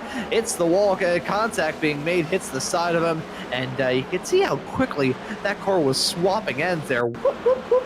I sound like Curly from the Three Stooges there, as you can see from his perspective behind the wheel. Contact being made, whoop, whoop, whoop, whoop. One way, the other way, the other way, the other way, sawing at the wheel, and eventually just lost that battle. Definitely tried not to go out with a fight there. Speaking of pit road is busy, Ron. We got everybody, looks like everybody coming on pit road this time. I would assume everybody's going 4 tires, fill them up. We get another caution. That might be the strategy caution, but I want to get these fresh tires on here. Hopefully these ones will take me to the end.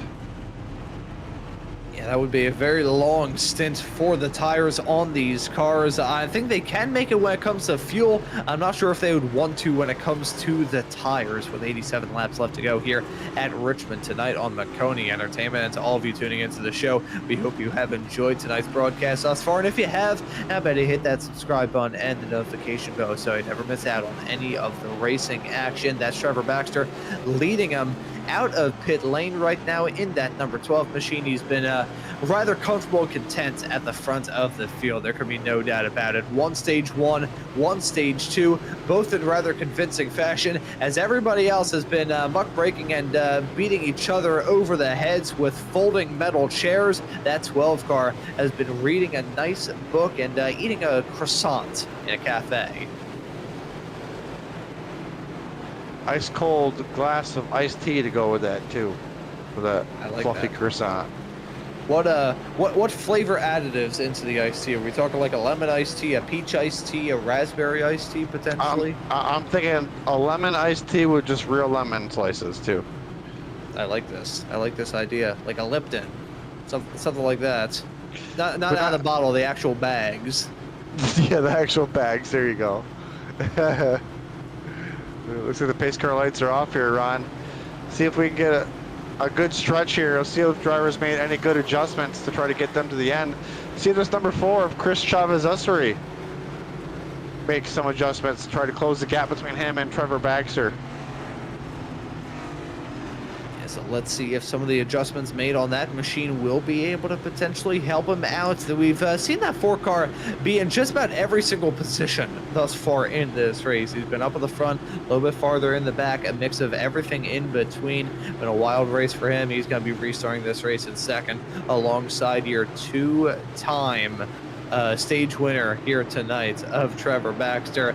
We're about to get this race back up and rolling. 84 laps left to go. Baxter guns, and we're back to green here in Richmond, and that's not a good restart from Essery on the high side. Yet again, that high side struggling, coming to the green flag here in this race, Sherman. He's now got a 3-wide fight on his hands with 2 cars on the inside of him as they head their way down the backstretch. That's himself, Lamar, and Kurzelak. They head their way down off into turns number 3 and 4. I think Essery really feeling the burn here. Any of these cars starting in that second position have definitely been the ones struggling. Not sure if there's anything Essery could have done there, maybe on the pit strategy to maybe, I don't know, lay back and let the 15 go by down pit road, but everything happens so fast, you want to be every position you can. And unfortunately, that second position is not the one to be on in the restart. Speaking of the second position, Duggar trying to take away first, away from Baxter here through turns 1 and 2. Looks like he's going to make that happen. Duggar getting a move done to jump his way up into the race lead. Baxter right there to pounce, though, so it is not a game set match between these racers yet, but now that number 15 car has that clean air in front of him. Look at the dive from Steve Lamar on Baxter, rather similar to what we saw in the rather early stages of this race, Jeremy, where that number 12 car, it looked like he was running smooth, and then he kind of hit a wall, but then it looked like he tried to bounce back. It looks like that wall hit going to be rebounded from rather quick as he's looking to get a move done to jump back into second on Lamar, and he needs to get this done early before Duggar really begins to pull a gap. The last time this happened, we were slightly confused. We're not sure if Baxter's maybe trying some tire saving tactics here, but I'm not sure if battling is the answer to that, but gets back up to P2, back around the 18 of Lamar. Essery back into 4th there, the number 4. Kurzelak running out our top 5. Danino, Collette, Hewitt, Bird, Burchett, your top 10. Collette, the teammate of Trevor Baxter, trying to make his move back to the field. So up front right now, Baxter putting the pressure on Duggar once again into turns 1 and 2. Racers continue to squabble up. The battling going to be intense between these two racers. We had a chat a little bit earlier on in this broadcast, Jeremy, talking to Duggar and his thought process heading off throughout this race. He's now down second, though, as Baxter going for the dive, heading off into 3 and 4. Well done for Baxter to jump back into the race lead. But I want to ask you to kind of reiterate what we learned from that number 15 car of Duggar and that quick little chat that we had with him earlier. Well, he said the name of the game was surviving. He's found himself up into the top 2 here later in these runs, so that probably helps him save a little bit on his tires with a little more clean air. Maybe he's got a good idea of what adjustments he's going to need to maybe be a little bit faster than Baxter, who's once again checking out over 0.3 faster that last lap. As we see Baxter begin to check out, I'm keeping my fingers crossed that I will not have to check out this broadcast. A thunderstorm currently rolling through my neck of the woods, and hopefully that doesn't cut out my power out of the blue. Duggar and Lamar battling for P2. The fighting is still going to be intense between these racers. Make no mistakes about it. There's a long green flag run that we're currently in the start of right now. I feel like we've gone all of the drama out of our system. We have seen these racers struggle around this racetrack and learn the ropes of Richmond, which may not seem like too much on paper. It may be like, oh yeah, it's just 3/4 of a mile D-shaped and you got some turns around it. No, this track has been a silent menace up throughout tonight's race. I can't even say a silent menace. It has just been a torment. It's been a handful for these drivers. We expected turn 2 to have troubles, but turn 4 is playing just to be as tricky as Duggar is side by side there with Lamar. Lamar doing a good job here late in the run. We saw him back towards the pack there earlier on in the race, about midway through the race. Now finds himself battling here for second and doing a good job at it. Number 4 right behind these two. Chris Chavez Essery doing a good job rebounding from that restart. As we said, the outside line doesn't work as good on restarts for second place, so it's kind of a struggle when you lose that time and momentum. You gotta just gain it all back, and getting there is easy, making the pass is hard with all the aero deficiencies you can have. So just watch that battle. You look just behind Chavez, that's right here. Kurgelak and Collette battling. Collette fell way far back, was up battling for the lead earlier in part of the race. Now finding himself back in the top 5. We'll keep an eye on his lap times compared to our leader. Trying to set some good lap times as we still continue throughout this race, whittling the laps away. 69 laps now left to go here at Richmond this evening. That's a car up against a wall. That's a lapper there, so nothing really bad there as long as it doesn't snowball into anything worse. But getting into what feels like the closing stages compared to how much racing we've already had up to this point here. Jeremy, coming up to lap 200 in only a handful of laps time, actually 2 handfuls of laps time before we get off into lap 200, and there's been a lot of racing already in the rear view mirror of these racers. I gotta wonder though, what amount of knowledge they're going to take from the earlier stages into the closing stages of this race. Well, track temperature really not fluctuating a lot, so drivers are kind of dealing with the same track temperature they have all evening long. I will say these drivers have probably made some big swings and changes, because we saw earlier on how much of a struggle it was for all these drivers to get off of the turns. It's probably tightened them up just a little bit on exits as we watch all these battles go on. Everybody doing a good job. You see sometimes one time they overdrive the turn, the next time they underdrive it, the third time they hit it just right, but unfortunately that car gets to their inside at the wrong time. As Collette still putting down those laps. 21.83 compared to our leaders 21.92, and that's in traffic. Yeah, it's a story of Goldilocks and the Three Bears, but in the racing world. One time you head off into turn number 1 and 2, and the car doesn't feel quite right there. It feels like it's a little bit too loose. Next time, a little bit tight, and then time number 3, it feels just about right. Third time is the charm. You know, fun fact for all of you tuning into this broadcast here at Maconi Entertainment, that's roughly what my nighttime routine looks, trying to get some of the marbles out of my head. Baxter still holds on to the race lead now, 1.5 seconds now the gap between himself and Duggar. That gap continuing to fluctuate at the front of the field, but Duggar, as much as he's really lost touch with that number 12 car of Baxter farther up the road, Essery keeping him honest. Really everybody behind Duggar keeping him honest in that number 15 machine.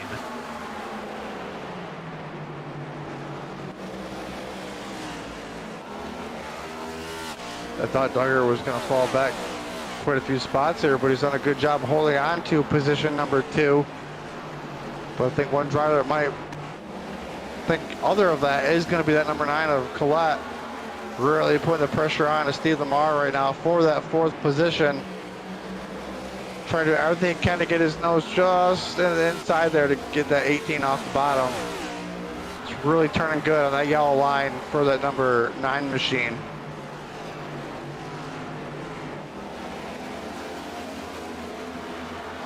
See, yet again, these racers, I gotta wonder how much of the metal they have whittled away on the outside wall coming at turn number 2. Lots of racers have hit it. Lots of racers have scraped against it. It's been a good one up to this point here at Richmond, finally settling off into some sort of groove here in the final stage, as I thought we were just gonna see it bump and run from Kurzelek on Lamar heading down into turns number 1 and 2. They keep it tidy though, with Lamar dropping down a little bit when it comes to the pace department.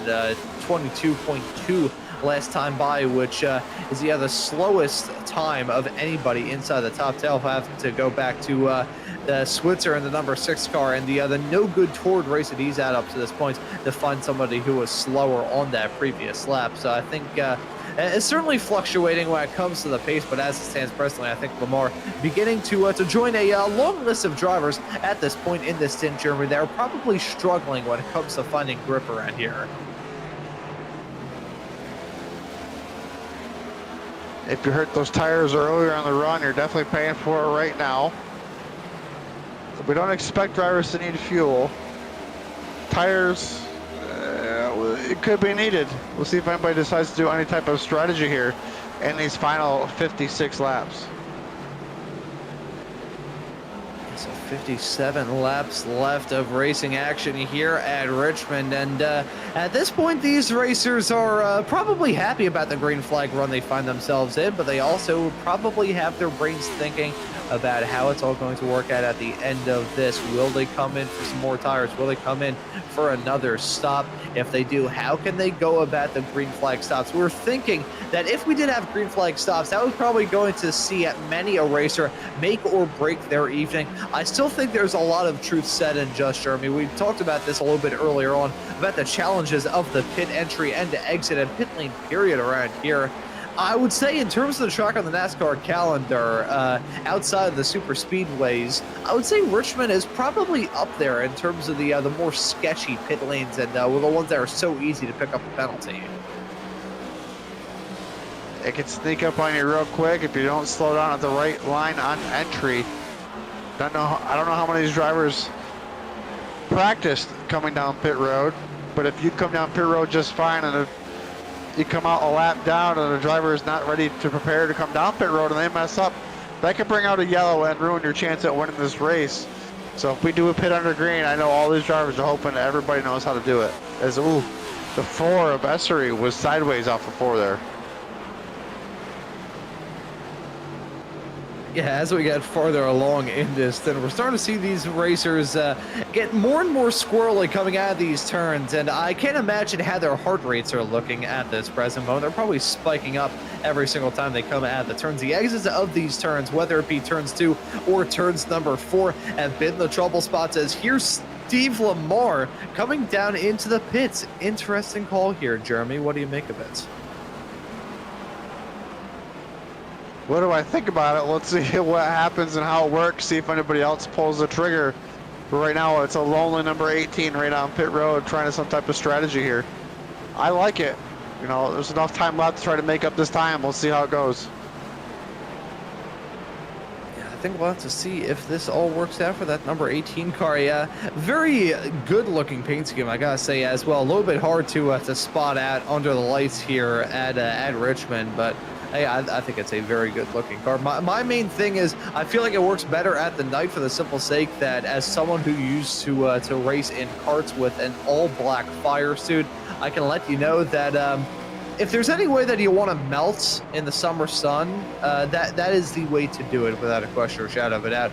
More racers looking to follow in suit as Hewitt, Bird, and Switzer have made that call to come down pit lane to join Lamar in that call. So, Jeremy, I think you may be right there. He may be a bit of a trendsetter for this latest round of stops. Lots of strategies getting ready to pull off here. We'll see what happens with who comes in when. If you want to jump it, we'll see how that strategy works out coming in early, or if you want to have tires fresher later in the run. But time is winding down to make that decision. You're going to want to make it now, not later. You don't want to set your bet here too early in this part of this run.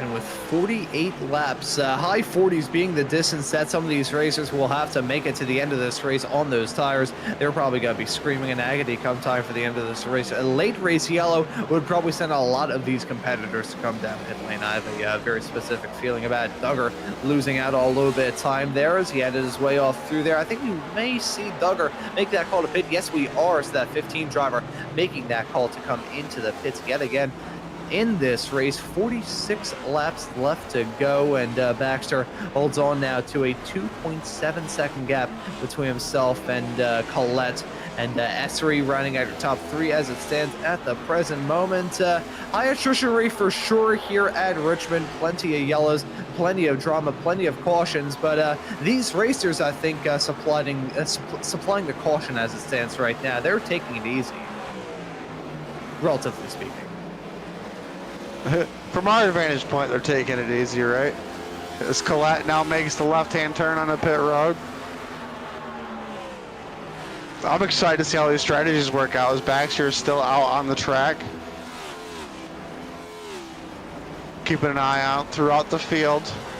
Like we said, the Lamar machine was the first one to come down pit road. Currently back up to 12th, still 1 lap down, running 21.3s compared to our leaders 22.2s.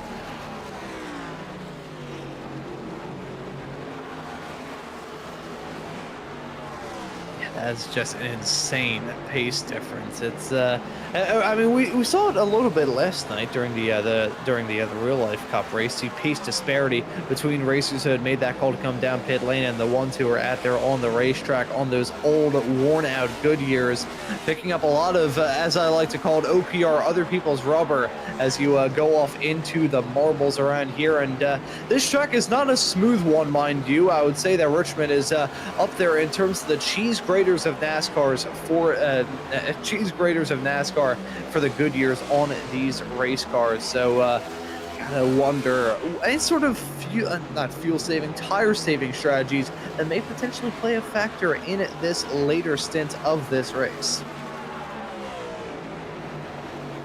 Well, for a driver like Steve Lamar right now, you're just pretty much in go mode.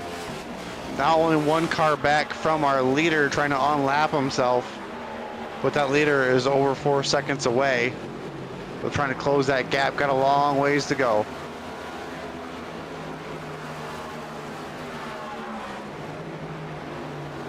A long ways left to go, to be sure. 40 laps left to go here at Richmond tonight. It may not be a while when it comes to distance. It may not be a while when it comes to time, but there's still plenty of drama that can go on in the final 40 laps of a race here at Richmond. That's about 30 miles and plenty of turns, plenty of drama. There's something that could happen every single inch, let alone every single mile. And with about 30 of them left to go, you gotta wonder who's going to be able to master the end of this race the best. Definitely got to be in it to win it. Right now, we've got 8 drivers on the lead lap. Lamar, the driver, first one to pit, grab fresh tires, trying to currently unlap himself. Collette, the second one with the freshest tires, still a lap down as well. So still drivers that grab tires. We'll see how it plays out, but these laps are ticking away. Yeah, the lap's slowly but surely whittling away. Baxter holds on to a 4.8 second lead over Essery in second.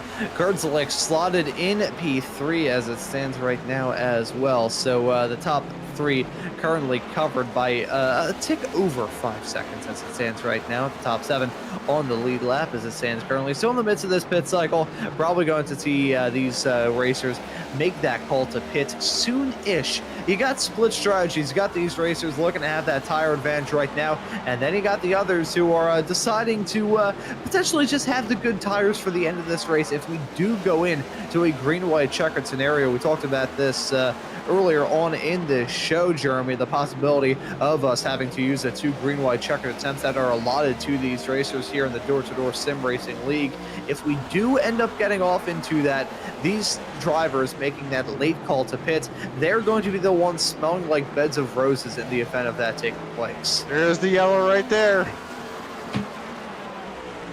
There it is. And a long green flag run in the process as well. It was such a long green flag run, but it comes in the midst of a pit cycle. And Jeremy, this changes a lot.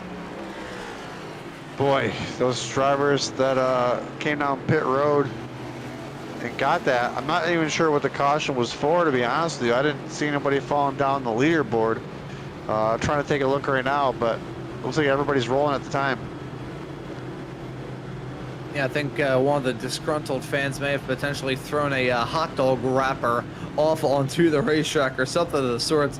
But yeah, yellow coming out. 33 laps left to go here, Jeremy. And here come some racers making that call to come down pit lane, putting some new Goodyear rubber on these race cars. And here's your leader, the 12 of Baxter. He won in stage 1, he won in stage 2, and he looks to get the job done here at the final stage, complete a sweep of it here at Richmond. He's still pretty good when it comes to the playoffs. Doesn't have to worry about that at all in the final 2 weeks. But let's face it, another win would be good for his points.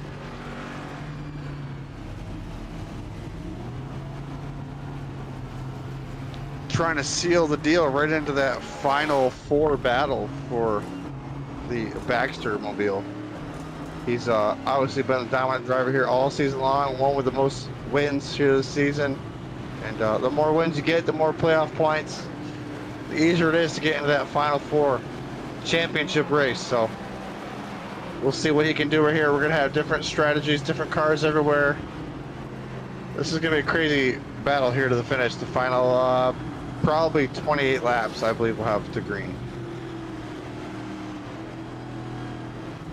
And that will be depending on whether or not we have any more yellows between now and the end of this race. That was the longest green flag run that we have had by a rather considerable margin here for race number 25 of the Door Sim Racing League here on Maconi Entertainment. So those of you tuning into this broadcast here, we hope you have enjoyed the action we've already had thus far.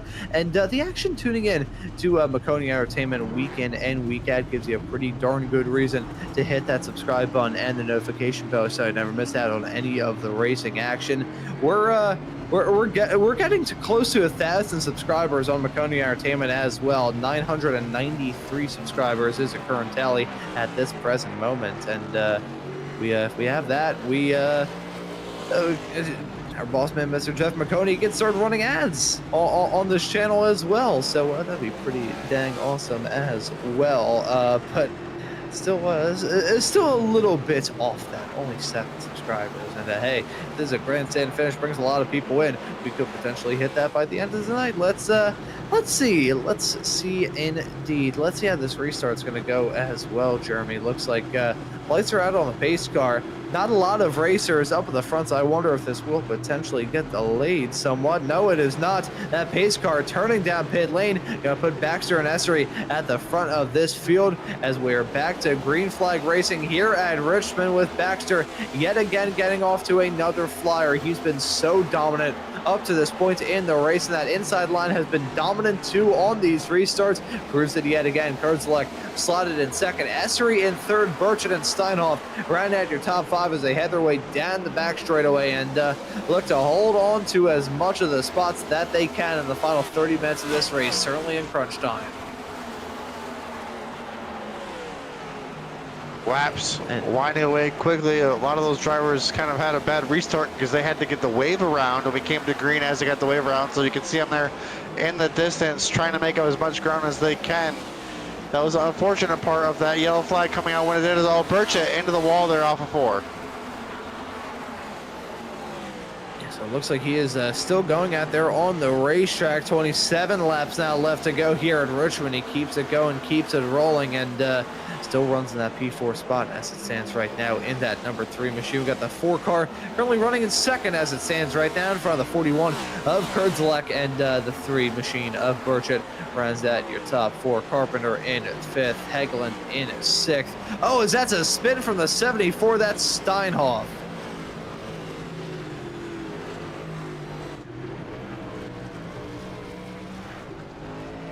Steinhoff had quite the night here tonight. Yeah, I was sideways a couple times. Yeah, that he certainly has. Yeah, the 74 car. Not a fan of Richmond here tonight. Pretty much no assistance there. I can tell you that just snaps around loose on him coming out of turn number 4. Turn 4, I think, has actually given turn 2 and the exit of it a bit of a run for its money, Jeremy, because I think, honestly, we've potentially seen more racers lose it coming out of 4 as we have seen racers lose it coming out of 2. I think it's rather evenly matched, though. It's the best way I would describe it with my Philadelphian win wisdom. It's like comparing cat crap to bird crap. It's still crap. Yeah, I agree with you on that one. And this will give those drivers that had to get that wave around an opportunity to get caught up to the field, to get into the correct positions, have a little bit of a better restart here. Get everybody situated and in line where they belong. Re-racked and ready to go for what could be the final restart here. I say that very, very, very tentatively. we have had a lot of drama up to this point here in this race. Race number 25 of the Door Sim Racing League Cup Series. And to all of you tuning into the show, we hope you enjoy this action. And looking ahead to the other week that lies ahead here on Maconi Entertainment, we've got a lot of stuff to look forward to. Tomorrow, we'll be able to bring you the top split action from the Formula 1600 official series. They'll be running at Bathurst this upcoming Monday. That'll be at 3:45 p.m. Eastern Time. Just tomorrow here on Maconi Entertainment. Racers Elite going to be running their regular Tuesday night truck league at Rockingham. So if you're in the mood for some more D-shaped oval action, you can catch it there. And then we head off into Daytona week. We've got FLCC running their Friday Night Lights Xfinity Series at Daytona on Friday night. And then Racers Elite running a special event on Saturday afternoon, Saturday evening, I should say, at Daytona as well. And right after that, we got the full-length Cup Challenge running on Saturday night, door to door. Going to be running their regular season finale at Daytona as well. And then we'll circle back with the FF 1600 officials running at Sonoma Raceway in a couple of weeks' time. Just noticed the thumbnail there is actually from the Red Bull Ring, so interesting there. You can tell I do a lot of road course shows based off the fact that I was able to spot that out. And yes, indeed, I know every single other thing. And then if you're in the mood for some more road course action, check the day after that for the Racers Elite Truck Series running at Chicago on the street course of all places there. So a lot of action to look forward to here on Maconi Entertainment throughout the weeks that lie ahead as we get to the end of Season 3 of 2025 here on the iRacing platform. It's going to be another restart here tonight at Rockingham. 22 laps left to go, coming to 21 this time by, and it's Baxter and Essery in their usual spots, P1 and P2, making up your front row. The 12 guns it. We are back to racing here at Richmond, and yet again that inside line on these restarts jumping out early.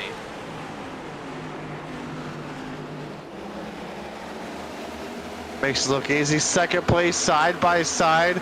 Got the 4 and the 41, Kurjalak and Essery.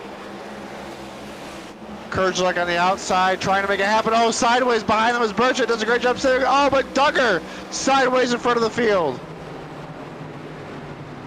No, and that's not going to work out for them at all. There's that 15 machine.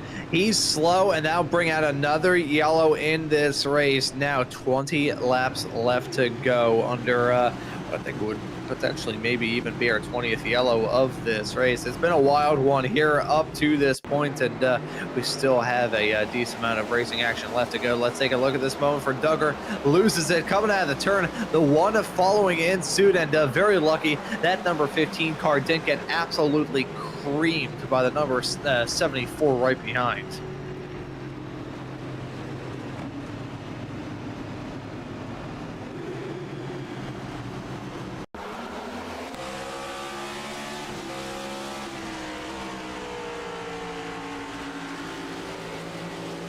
This is going to be the view of the evening, I feel. And let's see. Holy cow. I think that's definitely the move of the race, so for a candidate. I think that was a Matrix move from him right there. Oh boy, I'll tell you what, with that noise that came out of my mouth right there, I'm not sure if it's the fact that I was already on the air for like 3 hours heading off into the show here tonight or what, or the fact this show like 267 potentially for me. I think potentially this year, I'm not entirely sure. But after that tornado siren noise that I made with that close call, I may need to pop in a cough drop after this broadcast is said and done. But holy cow, that was some Matrix moves heading off in there. That right there was dodging bullets. Not only having the good moves to get that get around that Duggar machine, but also having good internet. It's not Koji into that one, and quick change of the pants, and we'll get ready to go back here to green and finish out the end of this race. We're coming to, I believe it's going to be 15 to go next time, or 15 to go when we go green. Yeah, I'm trying to think now. What would sound funnier than a quick change of pants? I think A quick swapperoo of britches sounds a little bit funnier there. I may start using that on some of these broadcasts I do. After that close call, he's probably going to need a quick switcheroo of undercrackers. We could come up with a whole bunch of these sort of stuff. At this point of the show, 17 laps left to go here at Richmond. It's been a wild one up to this point for sure. The sun now firmly below that horizon. We have been racing for a little bit over 2 hours up to this point as well. It is still that number 12 car up at the front. The light's going to turn out on that pace car. Going to be 15 laps left to go, Jeremy. 15 laps that can either run green and run smooth, or it can be yet again interrupted with either an early caution, a late caution, or a mid-stage caution to break this final run to the checkered flag in half. Or are we going green to the end? Anybody else going to make a charge, make the right moves here at the end, and maybe find Trevor Baxter in a slip up? We've noticed he's fallen off a couple times early in these runs. Let's see if he's stout this time. Here comes the pace car. Yeah, here comes that pace car making that hard left turn to come down pit lane, and here we go. Been a night of drama, a night of action, a night of brilliant racing here at Richmond, and we've got another restart to deal with. That's Baxter getting off to a flyer. Kurtzlick now falling into the crutches of the cars right behind, like an Esser and Collette, as he runs a little bit wide through 1 and 2. He keeps it out of the barrier, but not much more than that. He's going to drop down like a stone thrown into a pond. Look at that 3 car again, very flirtatious with his back right rear quarter panel, left rear quarter panel, I should say. That could have ended oh so badly. It ends clean though. The 41 of Kurtzlick still running in the top 5. Steve Lamar breaking his way off through there as well, but he's got that fight with himself in that 3 machine of Burchett to boot.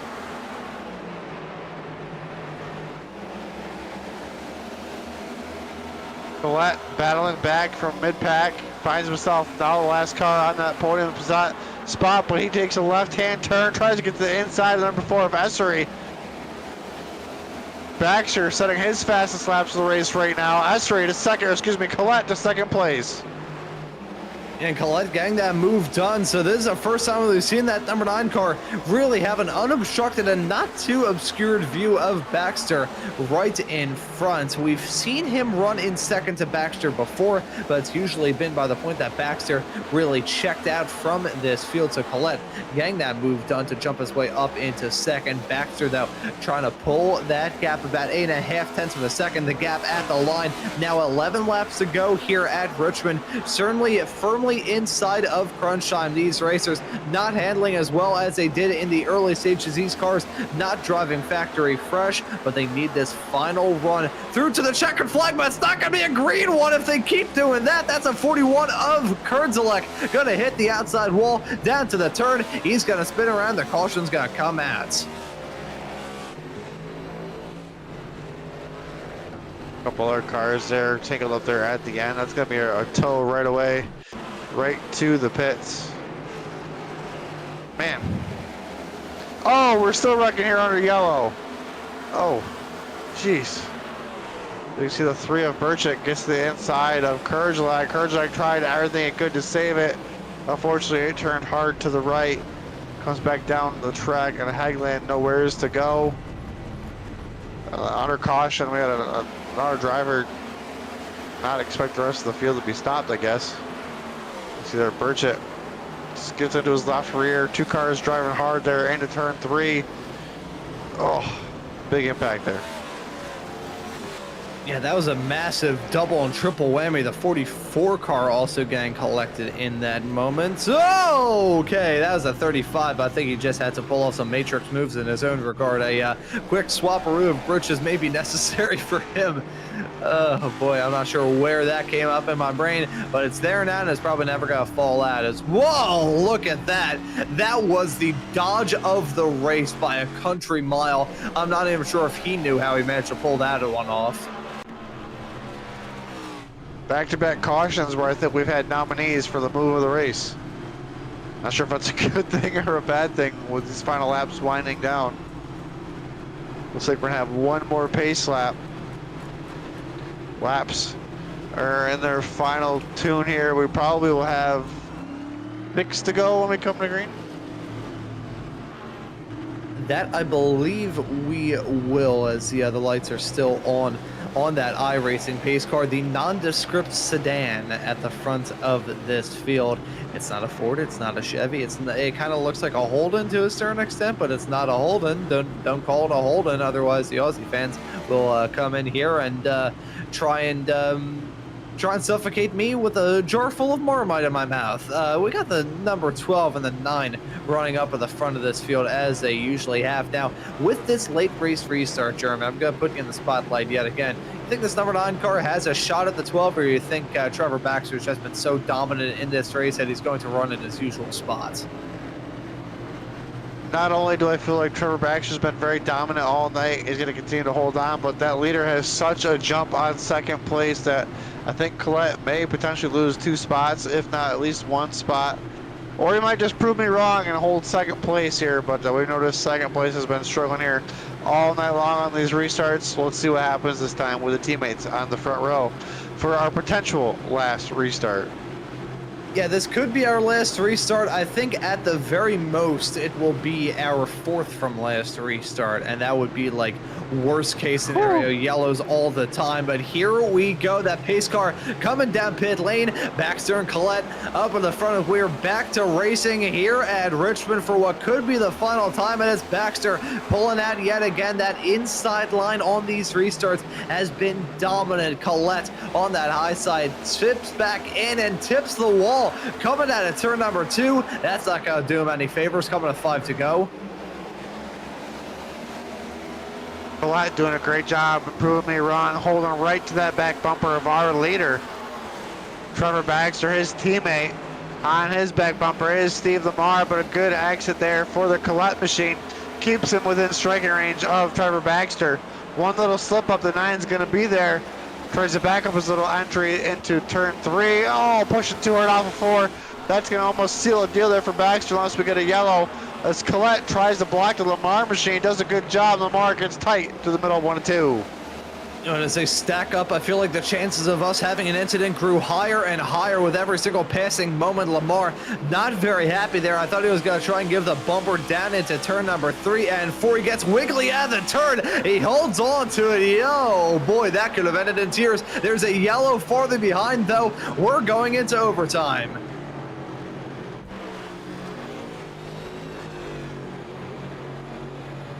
We'll take a look at this replay and get ready for our couple last green white checkered attempts that we're going to have here tonight. So thankfully, Really only intense. 2 green white attempts, yeah. Trying to push it really hard there on that outside line. Got just a little bit loose, got out of the gas, and unfortunately Carpenter had nowhere to go. Carpenter, who's had quite the eventful night right now in 5th place at all of this, 5th or 6th. Oh, he has had a very eventful evening, has he? And I feel like everybody has had an eventful evening up to this point. We've had an eventful evening here in the broadcast booth. I'm pretty sure our producer, DJ Lon, doing an absolutely fantastic job working on the cameras and the graphics and the virtual production hauler. May have some slight nightmares about hitting that replay button with the drama we've had up to this point here in the race. Okay, hearing as well, is this our 25th yellow here this evening? Is that the potential possibility that we have had up to this point here? Either way, though, certainly an attrition-packed race at Richmond for race number 25 of this season. You know, thinking about the final 2 races of the regular season here in the NASCAR world, Richmond and Daytona. Usually think Daytona is going to be the one that's a bit of a mess. Usually you would think that, but right now, all these drivers are kind of having a mess here tonight. As you can see, number 4 on pit road, getting a fresh set of tires at the least, coming out 15th, if not 14th.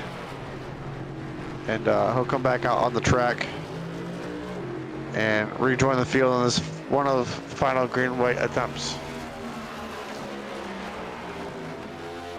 So getting into green-white checkered territory, where past regulation, past the 260 laps that we started with in this race, and a reminder to those tuning into the show who do not know how green-white checkered works, they're going to grab the green flag, come around. If they have a yellow on that second to last lap, they'll redo it again, only one more attempt after that first one for these races. They do have to play it a little bit tame, and then after they take the white, the next flag will end the race, whether it's the yellow or whether it is the checkered. So that's the situation as we head off into the first green-white checkered attempt. If they don't get it right this time, they'll have one more, and this race will essentially be put down on a timer to try to figure out who is going to get the job done. Trevor Baxter has been dominant. Really, the only reason why he hasn't won this race already is down to the drama a little bit further behind. He's been comfortably the quickest driver thus far tonight. And he's made it look easy too. At one point, he kind of fell back a little bit, a couple spots, and then drove back to the front. So I feel like Baxter's got this in the bag. I probably just jinxed it.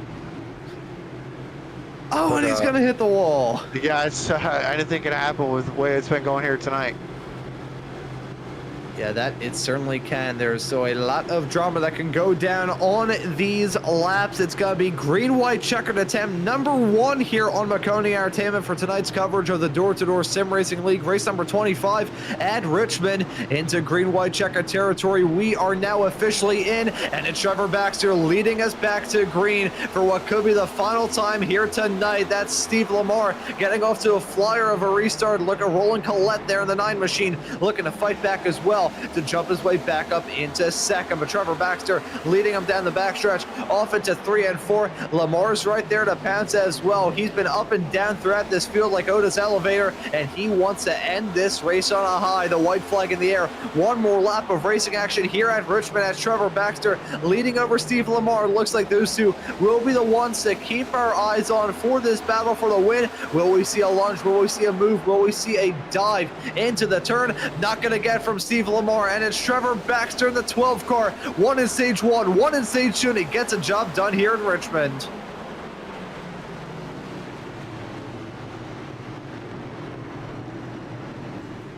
Whew. What a race to the end there. Nice clean finish up front. Another one in the bag though for Trevor Baxter.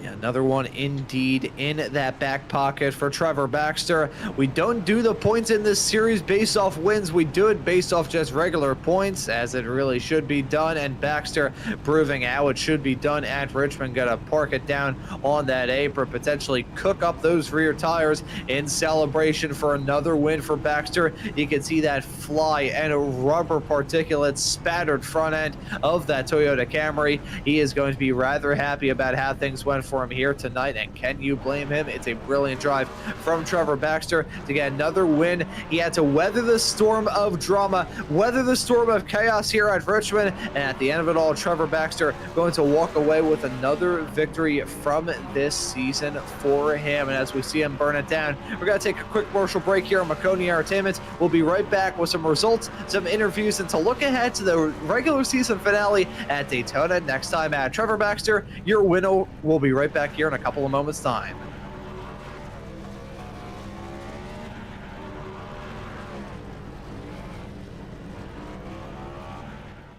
Racing isn't easy, but experiencing it is. iRacing puts you in the driver's seat with the industry's leading sim racing game. Drive on laser scan replicas of the greatest racing circuits from around the world. Go head-to-head against other drivers chosen by skill-based matchmaking to ensure competitive racing at every level. Compete across all your favorite series. In officially licensed cars, engineered to deliver the most accurate driving experience possible.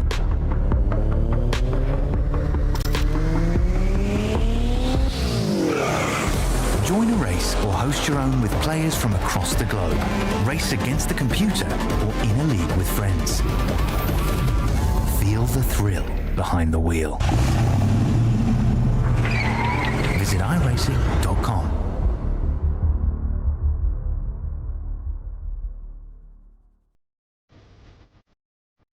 Back again live here at Richmond Raceway on Maconi Entertainment for tonight's coverage of race number 25 of the Door Sim Racing League here at Richmond. Trevor Baxter, after a green-white checkered finish to this race, going to win it all at the end. He won in stage 1, he won it in stage 2, and he seals the deal here tonight. He wins over Steve Lamar in P2. Roland Collette's going to round at your top 3 finishers. Alan Duggar in the 15 machine with a rather wild race in his own regard will be classed in P4. Danny Carpenter in 5th. It will be Paul Danino classed in 6th. Ryan Steinhoff in 7th. Stephen Bird is classed in P8 in the number 26 car. Hugh Brown will finish this race in 9th, with William Hewitt rounding out our top 10, Jeremy. Just outside the top 10 and 11th finishing position, you got Tommy Osborne. 12th goes to Chris Chavez Essery. 13th goes to Clayton Cyrus, 14th goes to Joshua Switzer. 15th goes to Bradley Knopsnyder. 16th goes to Thomas Hegland. 17th goes to Ronald Judd. 18th goes to Brian Burchett. 19th goes to Michael Kurgelag. And running out your top 20 is James Nesta.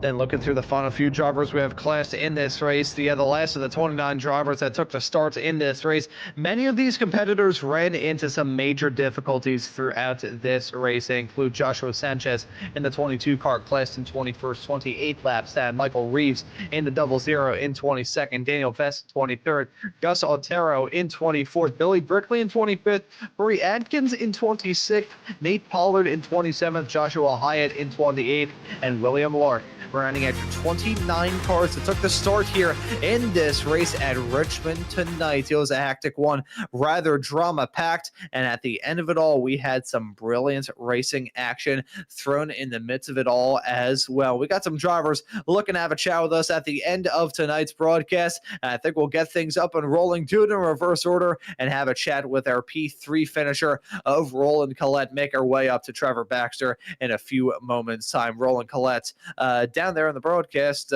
waiting area, and I will drag him in here in just a few moments time. I'm not sure if I actually have the other permissions to do that, Jeremy. I wonder if you can. Yes, we can. Roland Collette now joining us here in the broadcast booth. Roland, P3 at the end of a wacky race at Richmond. Happy to talk us through it from your perspective. Yeah, it was pretty wild, man. It was frustrating and intimidating. It was just chaotic, and just tried to stay up front as long as I could, and because I didn't want to be back there with those guys. There was a bunch of wrecks back there, and we managed to come home P3, which is I'll take it. It's a good point stay. Maybe I'm getting closer towards the cut line and possibly make the playoffs. And but anyways, it was a good race. We just need to clean it up a little bit and just be respectful and give each other room. And just a nice top 3. We'll take it. Yeah, I'm sure you certainly will take it, rallying right towards the end of this regular season to get your way off into the playoffs. I'm not sure how exactly things will look out when it comes to the points leaving this race. So we'll certainly be able to talk about that in the pre-race show next time out at Daytona. And speaking of Daytona, that is going to be a rather menacing race to bring this regular season to a close. So what are your thoughts heading there in 1 week's time? We just me and our teammates for SBR Motorsports, we just need to stay clear of the wrecks and help each other out and manage to survive and have a good finish next week. And just need to be patient, and we'll go for it on the last lap or the last 2, and just do our best and try to get us in the playoffs. The teamwork makes the dream work strategy, I think, will be the one on order for the final race of the regular season coming up in 1 week's time, Roland. But thank you for joining us here in the broadcast booth. Well done on the P3. We'll let you give a thanks or shout outs before we let you go and celebrate.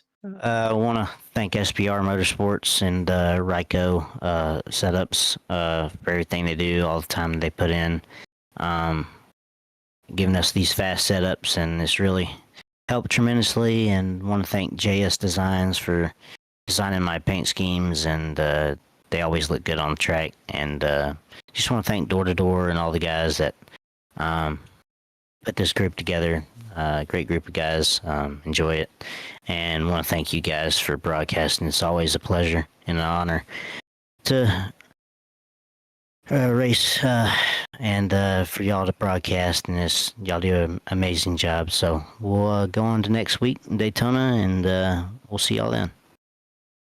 And the honor is certainly ours as well, covering a wacky race and a wild one and an exciting one to be sure here at Richmond. But Roland, thank you for joining us here in the broadcast booth. Well done, the P3, and looking forward to seeing you out there on the racetrack for the regular season finale at Daytona in just 1 week's time. Yep. Thank you. Have a good night.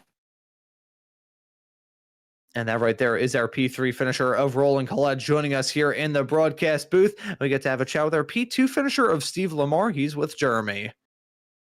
Yes, we got our P2 finisher up in the booth right now. Steve Lamar in that number 18 machine. Led 20 laps tonight, started in that third position.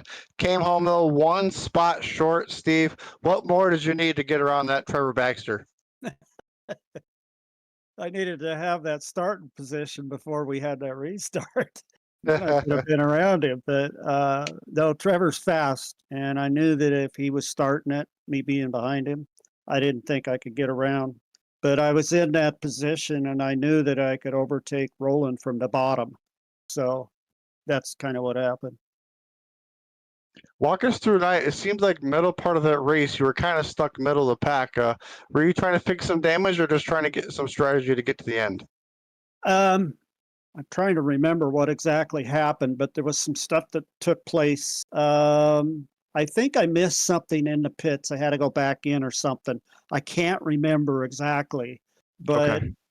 I just, sometimes during the middle of it, if there's more racing, quite a bit more to do, I'm going to take my time at that point. I'm try to get my positions early. If I'm not getting them, and if I press too hard, I'll go let myself go back and let people pass me because I know I'm overdriving the car. So then I'll just cool out, wait for the next pit stop or green flag or yellow or whatever, and I will then go in and then I readjust everything and try not to overdrive the car at that point. Well, that strategy played out well with here tonight for you, Steve. Coming home in that second position. Before we let you go, who do you got to thank for getting you here tonight? I got to thank my wife. My wife, I've made her a widow this week, and I've been racing this track all stinking week long. And then secondly, I got to thank some of the guys that work with me very closely, some of my friends.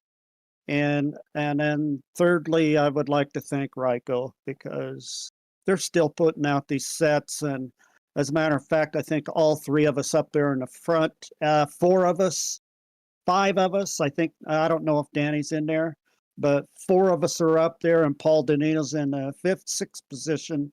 So they're all Ryko cars. So they're putting out good sets over there. That's who I want to thank as well. Awesome stuff. Can't deny the stats when you've got all of those cars running in that top 6. Congratulations, Steve, on coming home in second. Hopefully we'll talk to you next week after Daytona. Yeah, appreciate it. And I wanted to thank you guys. I look forward to this. When Trevor told me that you guys were saying my name on there, it got me all pumped up, even though I'm not even in the league runnings. I'm not there, but yeah, I got all pumped up. I'd never been live before like this, and what you guys are doing is cool. We appreciate the kind words, Steve. That's what it's all about. Everybody that's on the track is making the broadcast happen, so we try to get the whole field in as much as we can. Thanks again, Steve. We'll talk to you soon. Take care. And that right there was Steve Lamar, your P2 finisher at the end of this race. And now we can have a chat with the winner at the end of this race, Trevor Baxter, joining us here in the broadcast booth. Trevor, welcome in. It's another victory for you here this season that comes at Richmond in a rather wild night of racing action. Talk us through it from your end.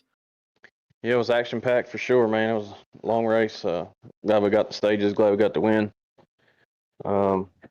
It was wild out there. I didn't really know what to do with the pit cycle coming. I said, well, we're just going to run it out and finish where we finished. Caution ended up coming out, able to maintain the lead through the runs, through the cautions, and through the wrecks. So good race. We finished with a clean car, no X's, so proud of that. Happy with the finish. Great race. A lot of racing going on out there. The track was pretty low on temp, and it created some good racing.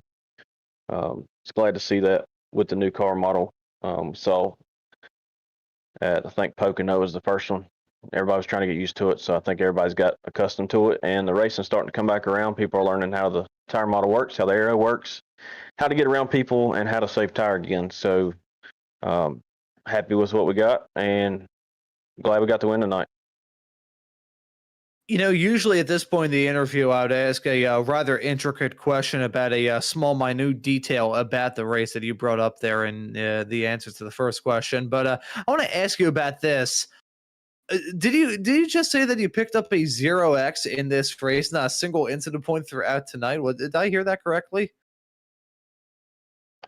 Yeah, I don't know about exactly 0x. I don't think we had an X. I'm pretty sure we did. I'm trying to look back here. I don't really know how to look at it, but let's see. Yep, 0x in this race tonight. So I'm happy with that. That's the best you can get on the damage model. So heck yeah. Yeah, bravo there, man. Props are due in that race of just people throwing haymakers at each other from the drop of the green through to the fall of the checkered, walking away from this race with a 0x. I can't tell whether I should give you 100% props or tell you that you should probably go out and buy a lottery ticket. But either way, hoping that luck will be on your side for the regular season finale at Daytona in just 1 week's time. We left a wild card race here at Richmond, but Daytona got be another wild card. Yeah, I'm not a big super speedway guy. It's just a lot of havoc that goes on that race and that week. So not looking forward to it, but we'll be there and we'll be bringing the best car we can bring. Thanks to Ryko. Shout out to them. Ken over there and all those house drivers, man. They put the time in, they put the effort in, they put us on the track. They give us the car, they give us the setups. So we appreciate that. Shout out to Roland. Collette on SPR, he's looking to get a good finish tonight. He's able to do that, getting third. Hopefully he can move in, get in the playoffs. But shout out to y'all. Shout out to Beth Stewart, Johnny Stewart, Nelson Swicegood, Lisa, my wife, everyone. Shout out to the nephews, Wyatt, Declan, all the kids. Shout out to them. They'll watch this later, so I appreciate it. And thank you as well for joining us here in the broadcast booth, Trevor. Well done on the win here at Richmond, and looking forward to seeing you hit the racetrack at Daytona for the regular season finale. Yes, sir. Thank you. Y'all have a good night. You as well. That right there was our P1 finisher, our race winner at the end of this race. Trevor Baxter joining us here in the broadcast booth. Jeremy, it was a wild one here at Richmond. We joked about it right towards the end of that race. Usually think, oh yeah, between Richmond and Daytona, Richmond's going to be the team one. We had a lot of yellows throughout this race. It was a hectic one for these drivers from the drop of the green through to the fall of the checkered. So Daytona is probably going to be even more ominous than it usually is in 1 week's time. Yes, we'll just see what everybody's strategies are for the super speedway of Daytona. Lots can happen there. Drivers trying to secure their ways in. Like we said, you can't win your way in, you need to point your way in. So drivers will be being desperate during those stage wins to try to grab as many stage points as they can. We'll have to see how it all plays out. Excited to be there though at Daytona next week and round out the regular season. I can't believe it's already here. Yeah, this regular season has absolutely flown by. I've had the pleasure of being here for the past 2 weeks. Was here a little bit earlier on this season at Pocono, and after that race at Daytona, where I will be on a different show, I will be back for the first 2 races of the playoffs. But here for this broadcast at Richmond Raceway for race number 25 of the Door Sim Racing League here, that will just about do it for tonight's coverage here on Maconi Entertainment. So for myself, Ron Mullins, Jeremy Briggs, joining me in the broadcast booth, and DJ Lyons, who is an absolutely fantastic job working on the cameras and the graphics inside of that virtual production hauler. I say thank you all so very much for tuning into this broadcast here on Maconi Entertainment tonight, and we hope to see you all wherever it is in the not too distant future.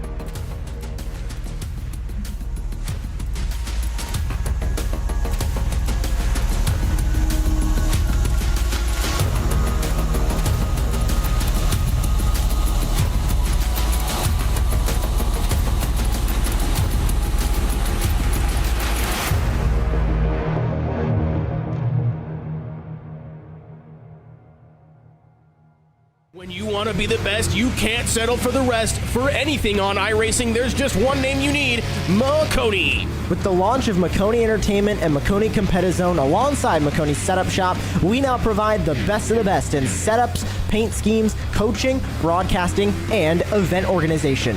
With cars across all 4 license classes, we have what you need to hit the track with confidence.